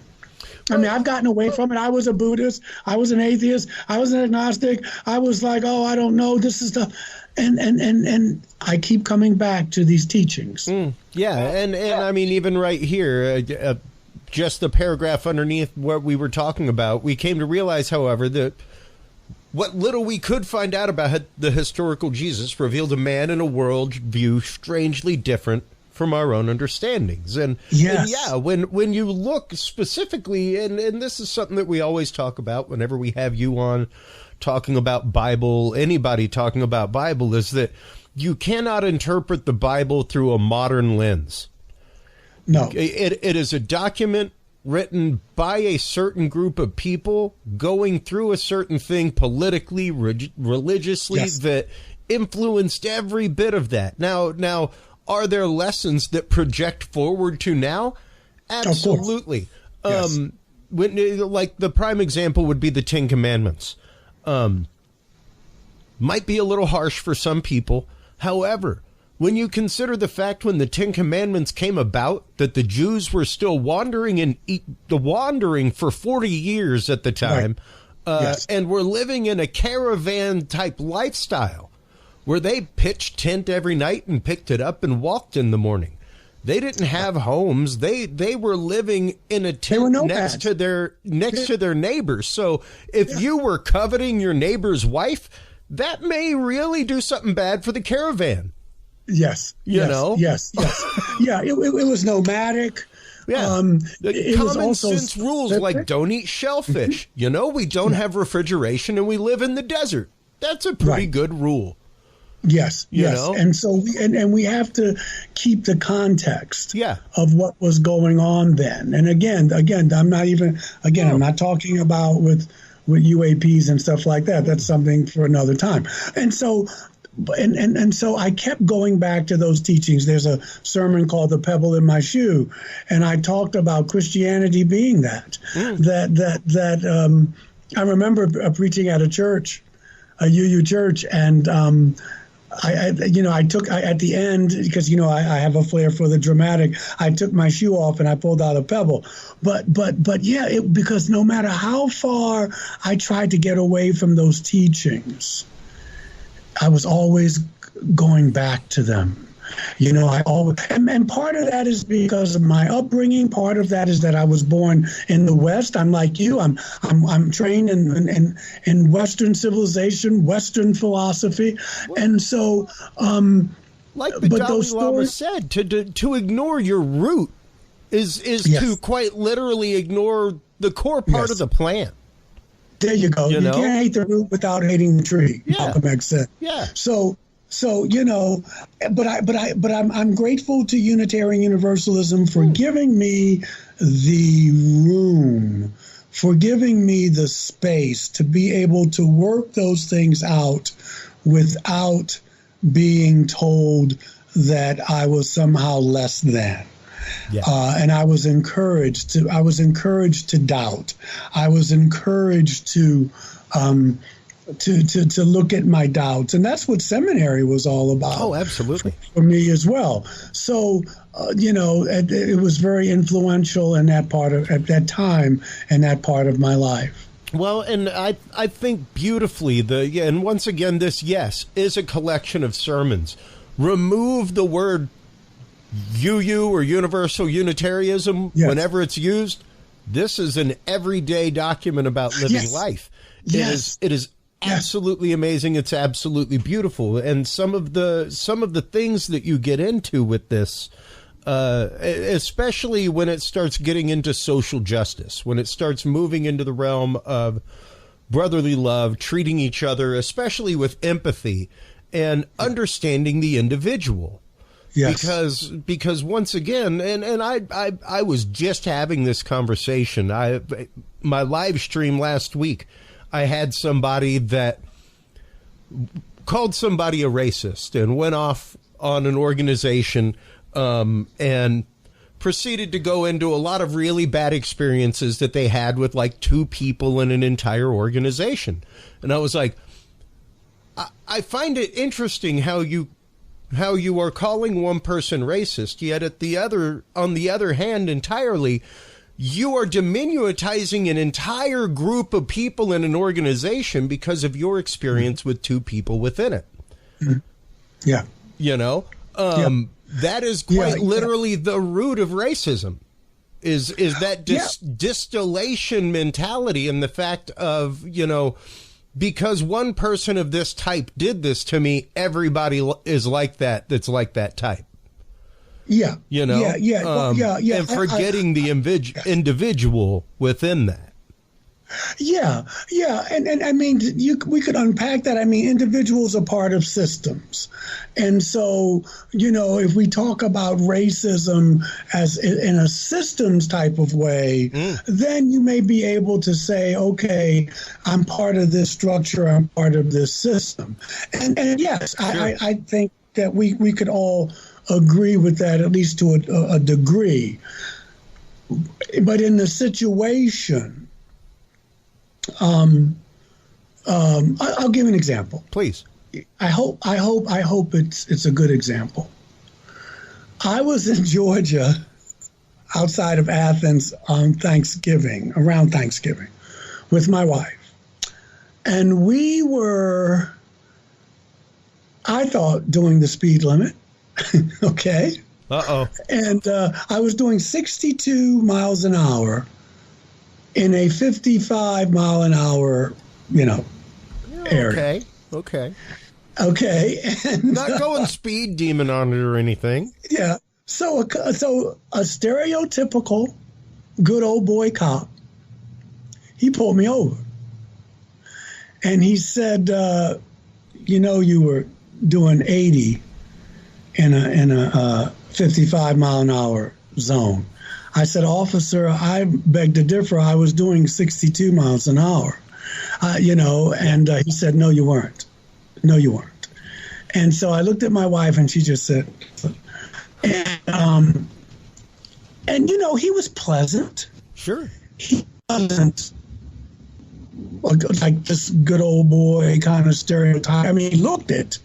And he had the accent of it, but he didn't. You can feel these things sometimes. He did give me a ticket, but to make a long story short, good for him. Man, he gave me a freaking ticket. Man, it was $500. Oh God. Yeah. So I'm riding, and it's near the holiday, and I'm seeing, I swear to God, like 6 or 7 people on our trip back were being pulled over. They had to meet their quota. Oh yeah. No, that's the beautiful thing about an out-of-state person is they ain't coming back for traffic court. There you go. They're just going to pay the fine. One could have made the argument that I'm a man of color. My wife is white. We're down here, And I could have taken it to other places, but it wasn't about that. Yeah. What goes around comes around. Sometimes you're the bear, sometimes the bear eats you. I mean, I didn't feel this hostility. And what are y'all doing down here? Now, granted, we did have North Carolina license plates. My wife is an animal lover, so she had a couple stickers, Sure. on the back. But brother, I don't want to pay $500, but I just left there thinking, he got me. Yeah. I mean, I wasn't speeding. It was no way I was speeding, but this Not is like life. that. Yeah. But, Yeah. So that's what I'm saying. It's the knee-jerk reaction could be, well, that man, he saw me with these plates and I'm with my body. And it wasn't about that. So I think you always, you use the word grace. You got to call things as you see it, but sometimes you got to wait and see. You can't believe everything you think. Well, and you especially can't rush to judgment. To begin with, we have a big tendency to that in our society right now, especially in our modern doxing society. When it comes to justice, that seems to be a big modern form of justice, is that kind of stuff. And it's like, are you thinking about the other people in that household who had nothing at all to do with that person's decision? Right. Is that justice? And it's hard sometimes. It's interesting because once again, you do not have to have enlightenment. Just to get back to the title of the book here, to have enlightenment, you do not have to have any grand epiphany. You do not have to be struck off a horse by the light of God and have the scales lifted from your eyes. You don't have to have a huge miraculous moment. Right. It's quite literally the fact of taking the moment to stop and realize, taking the moment to stop and think, like you're saying, to stop and process even that experience that you just had in a different situation. In a different way. The $500 stings, but that was it. But it wasn't that, and you're right. And so I just had to say, even in those moments, because we've all had them, but I'm just learning and trying to learn to respond to life instead of reacting to it. Yes. And that there's a desert and a sea between the two. And that's why I have the Thich Nhat Hanh quote there. Enlightenment is when one definition is when a wave realizes it's part of the ocean, that I am not separate from you, that we come from the same source, that we go back. Now, that's very abstract, and we're bringing it down to my ticket for your person having that moment. But in the end, it always comes back to that. Yeah. And so that's, to me, where the enlightenment comes from. And, of course, Jack Kornfield's book, After Enlightenment, The Laundry, that even if you did have this big epiphany, even if you did have this big, grandiose, life-changing event, you still got to go home and do your laundry. Well, you still got to brush your teeth in the morning. You still got to be in the world with the dirt and the smell of it on you. One of the most humbling moments in my life, Reverend, came after the seminary. And as you probably know, many people, it doesn't really matter which religion seminary you leave from. When you leave, frequently, people go through a lot personally. There has been moments of revelation in your life. You have felt called to something that now, for some reason, you are no longer called to. And you can be lost in many, many ways. Now, I spent many years as an assistant youth minister. I taught religion. I taught, helped teach RCIA, helped teach confirmation, all kinds of things. But I was sitting in church one day, and this is when that moment that you were talking about with the Dalai Lama hit me, where, typically I would have looked around and felt some kind of angst for people just going through motions, things like that. People wearing shorts, whatever. I suddenly had this huge moment of empathy, and the feeling of needing to pray for people that could only experience their capital G God in that way and in that space and through that doctrine. You know, and there are those people, as the Dalai Lama said, pray for them. Pray for them. Don't admonish them for not getting to the point that you're at or anything. That's not enlightened. You need to make sure that they are cared for in the way that they need. And if they need to go to that facility on a Wednesday night for Bible study, on a Sunday for church, on a Saturday for choir practice, and be with people of like mind and like community, then that is what they spiritually need. And to admonish somebody for that, or to think them less for that, I find that to be the unenlightened path. Right. And then, you have to start rethinking, am I in the right occupation? No, I agree. Yeah. And we have that. And so, I will say this about Unitarianism. It's always been a denomination that is very focused on social justice and feeding the hungry, and I get all that. I love it. However, and I know some people who that's all they would come to church for. See, I don't do that. I come to church I go to church so I can get my fuel, my food to get me through the next week or whatever. And then whatever I do with that energy is, you see what I'm saying? Yeah. I because of the focus on social justice, sometimes we can forget about how do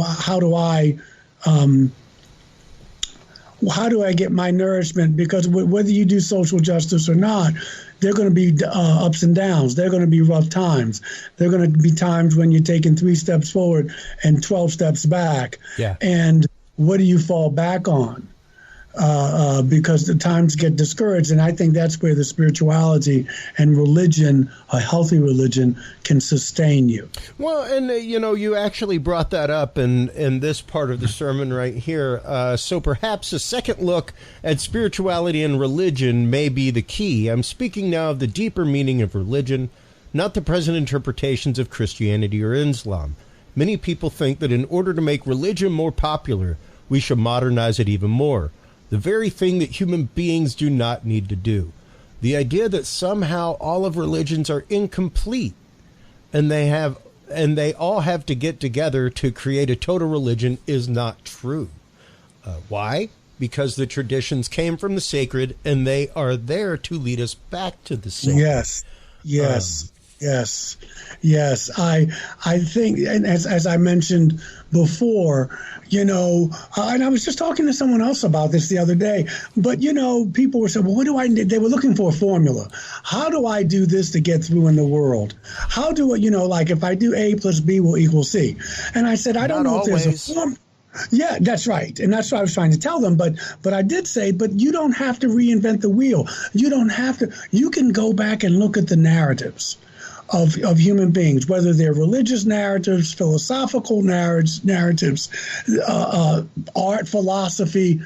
You don't have to reinvent the wheel. You can go back to those teachers and those individuals, and that same knowledge you can apply to now.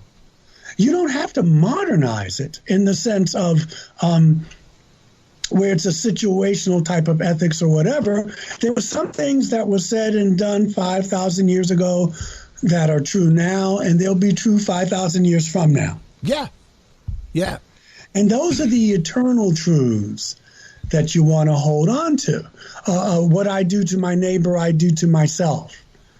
Okay, which is a very, very basic one.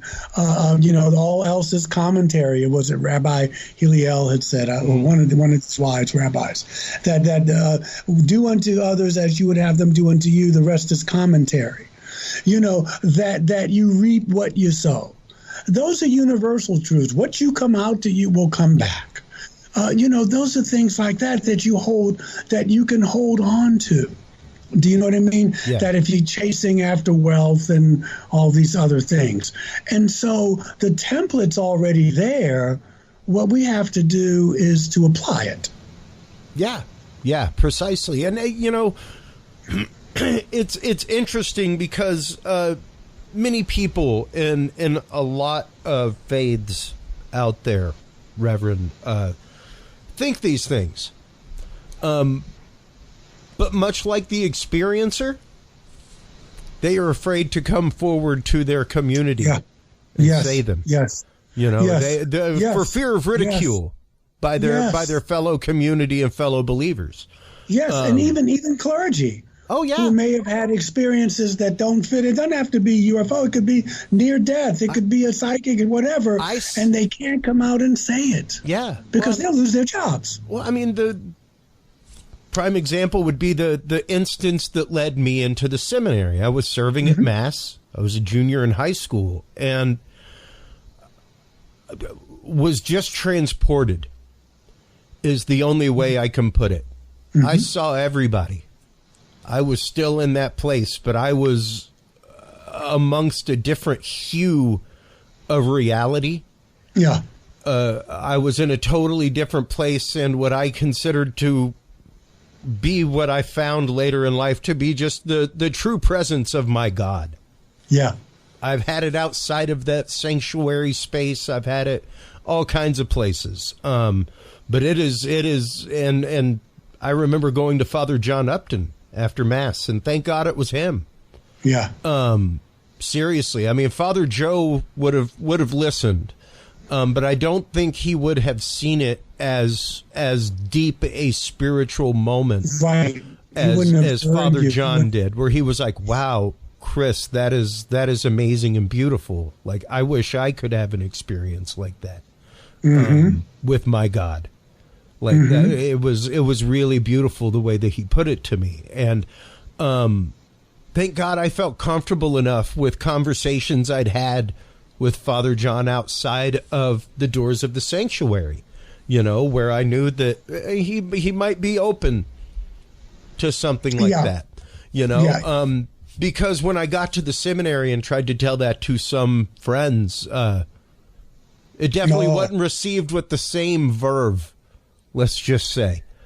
You know? That's a good way to put it. And it can be hard because that is a stealing moment in your life, It can be hard when that moment is not believed. It can be hard when that revelation, even if it is the simple everyday revelation that you have, that is mentioned in these beautiful sermons that you've put out. It can be hard when that's not validated.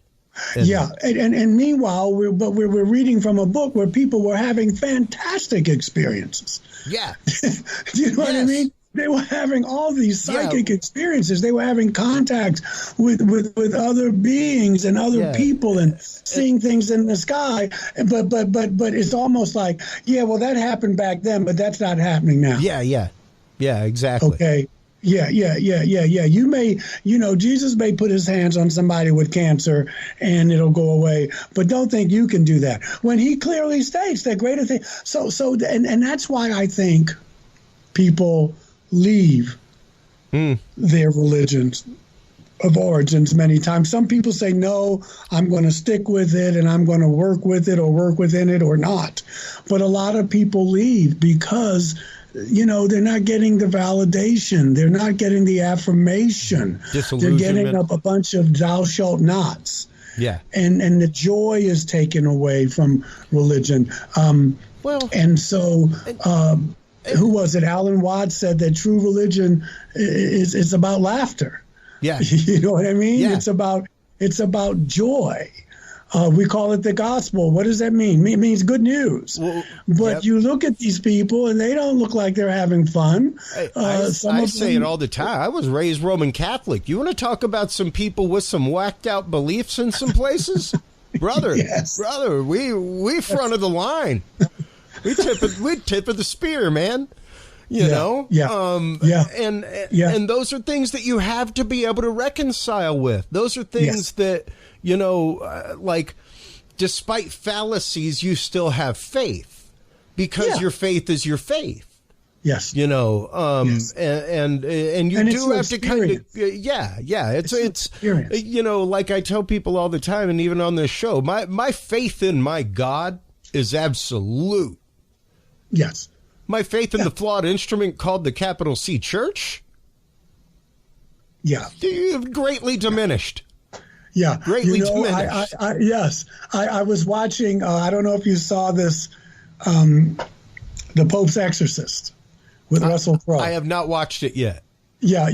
And I watched it twice. It's pretty good. They're going to do a sequel. But there is one, and it's Hollywoodized and what have you. But it was interesting and it was entertaining. But he's in front of this tribunal, and one of his buddies is this cardinal. And he's a man of color, and I don't know whether he's African or African American. Beautiful looking man. And, they've been in the trenches together. And he said, well, if they come after you, I'll be there to defend you. Because he knows that Russell Crowe's character can be kind of out there. And Russell Crowe looks him dead in the eye, and he says to him, my faith needs no defense. Yeah. And it was like, whoa. Yeah. I don't need you to defend my faith. Yeah. And it was a very, very powerful moment. Anyway, if you get a chance, watch it. It is on my short list of things. Yeah. It's worth it. But getting back, I wanted to take a slice of life. I took philosophy. I took religion. I took justice. I took holidays. And I just wanted to give a universal kind of.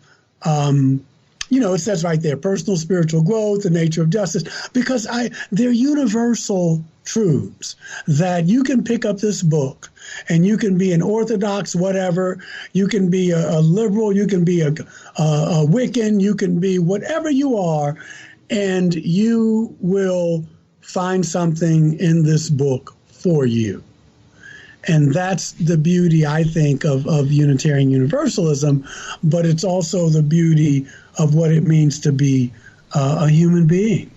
Well, and to have the conversation, Reverend. That's all we want. That is what it's about. And honestly, I put like 18 stars around this part in my little tablet reader because I loved it so much. This is quite literally like the reason I started Dudes and Beer and continued it on as Curious Realm. That's how we met. Absolutely. Was this right here, and I'd like to read it. It's from the Pebble in My Shoe sermon. Okay.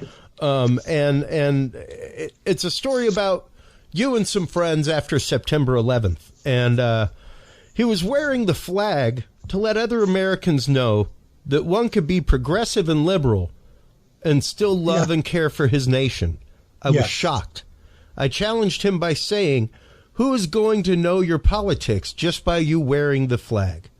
He responded that perhaps a conversation would ensue and a meeting of the minds would follow. Mm-hmm.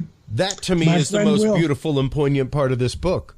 Because it's absolutely true. We have to be willing to have the conversation so much that we are willing to put ourselves and even our politics out there.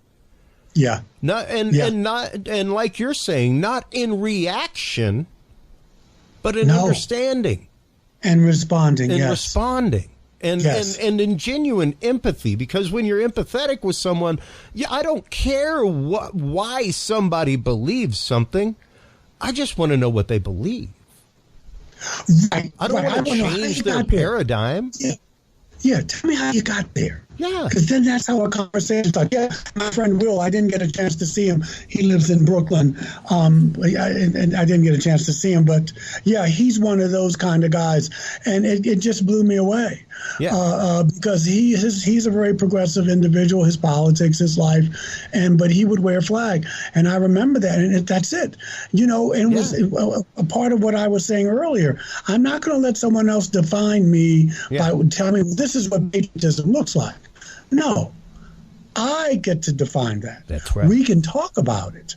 And I just want people to be able to do that, or to at least talk about it. Because when we talk about God or non-God, you can always tell when we made God in our own image, because God always hates the same people we hate. Yeah. Yeah. That's when you suddenly end up with this really narrow-minded God. That's when well, wait a minute. Maybe I need to revisit this. You know who I don't like? The Hittites. Maybe you should just go slaughter all of them. How about that? Yeah, why not? What are you doing this weekend? So, and we're very close to that now. We are. If we're not very careful. We're so very, very close to that, Michael. If we're not careful. We are walking a razor's edge of, on one side, wanting that confirmation of belief on both sides, infrared and ultraviolet at the same time. Oh, yeah. While at the same time walking the fine line of not caring about each other at all if somebody believes something different than you. And that is such a precarious and dangerous place as humanity, for the conversation of humanity. Yeah. So I think that, I have hope when I get up in the morning. Same. And I want to be part of the solution and not part of the problem. That doesn't mean I don't get discouraged. It doesn't mean that after a couple cocktails or a couple beers, I don't go off sometimes and go crazy and talk and my frustrations come out. But the next day, I'm back in the game. Yeah, I can't afford not to be, and really none of us can be. Well, we're all allowed to be angry and to feel angry. It's whether or not you choose to live your life in anger. There you go. What's the old Zen thing? 7 times down, 8 times up. That's it. And so there it is.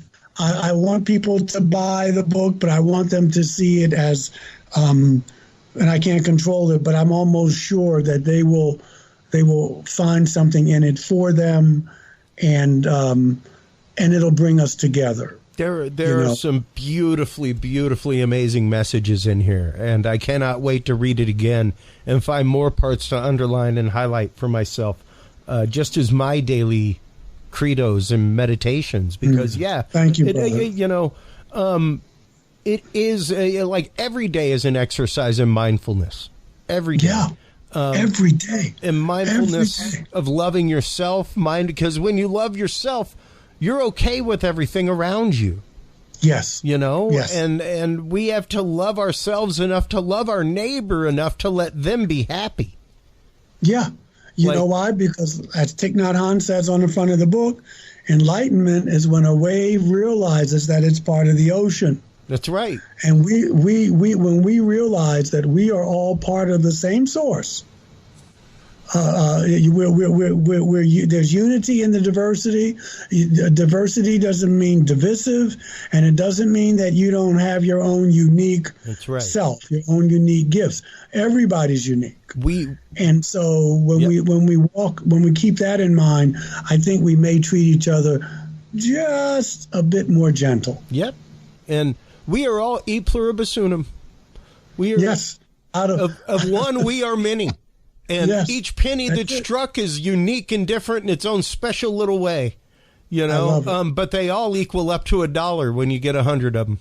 There you go. And we are all pennies, man. We are all the same equivalent value, every one of us. So this book is beautiful. I love it.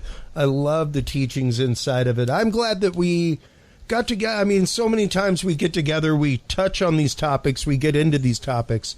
But I'm glad that we had the time to sit down today and actually crack this one open, because it is one of those, this is why I started this show, is the communication of humanity and the understanding that we are not supposed to be homogenous.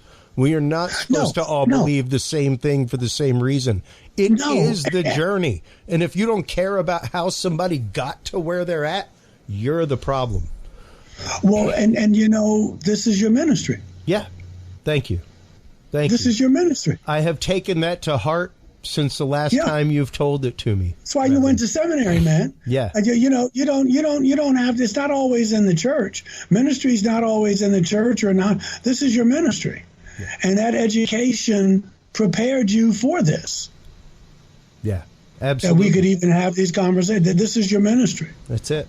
That's it. And we are all called to vocation. We're all called to spread the word of how we got to where we are with other people so that we grow as a humanity. And that's Amen. what's important. Thank you so much for your time, as always, Reverend. Brother, thank you for having me on. At any time and always. Whenever you feel moved to talk, you feel free to message me and we'll talk. I will, brother. And I'm wishing you and your family a gentle peace this holiday season. Same. Let everybody know where they can follow you, where they can go to keep up with everything, where they can go to find sermons. Aside from the new amazing book, Enlightenment. Well, you know what? They can, obviously, Barnes & Nobles and Amazon, but we stream our services on Sunday. So if you want to not only hear the word, but you want to watch me at church and attend one of our services, just type in Unitarian Universalist Congregation of the Swananoa Valley. I know that's a lot of words, but it's in the book. And on Sunday, like Sunday afternoon, we're 11 to 12, you can actually attend the service. We have a Christmas Eve service, too. And you can find me on Facebook at Reverend Michael J. Carter or, Michael Carter. I post mostly on Reverend Michael J. Carter. Yeah. But check that out. And you can always send me an email at michaeljscarter@gmail.com. And I will respond. Awesome. Yes, he does respond, folks. Once again, thank you so much for your time. Hold the line. Thank you, while we close everything out with the audience, and we'll chat for a second. While you are online checking out all of the amazing work and getting the amazing books like Initiation and more from Michael J.S. Carter, make sure to stop on by Curious Realm. That's where you can stop by the store and buy all of our guest books. There are easy links right there. You can also go to curiousrealm.com/video, and you can see all of our guests' YouTube pages embedded right there and follow them, watch all their videos, everything else. Like, follow, subscribe, share, everybody.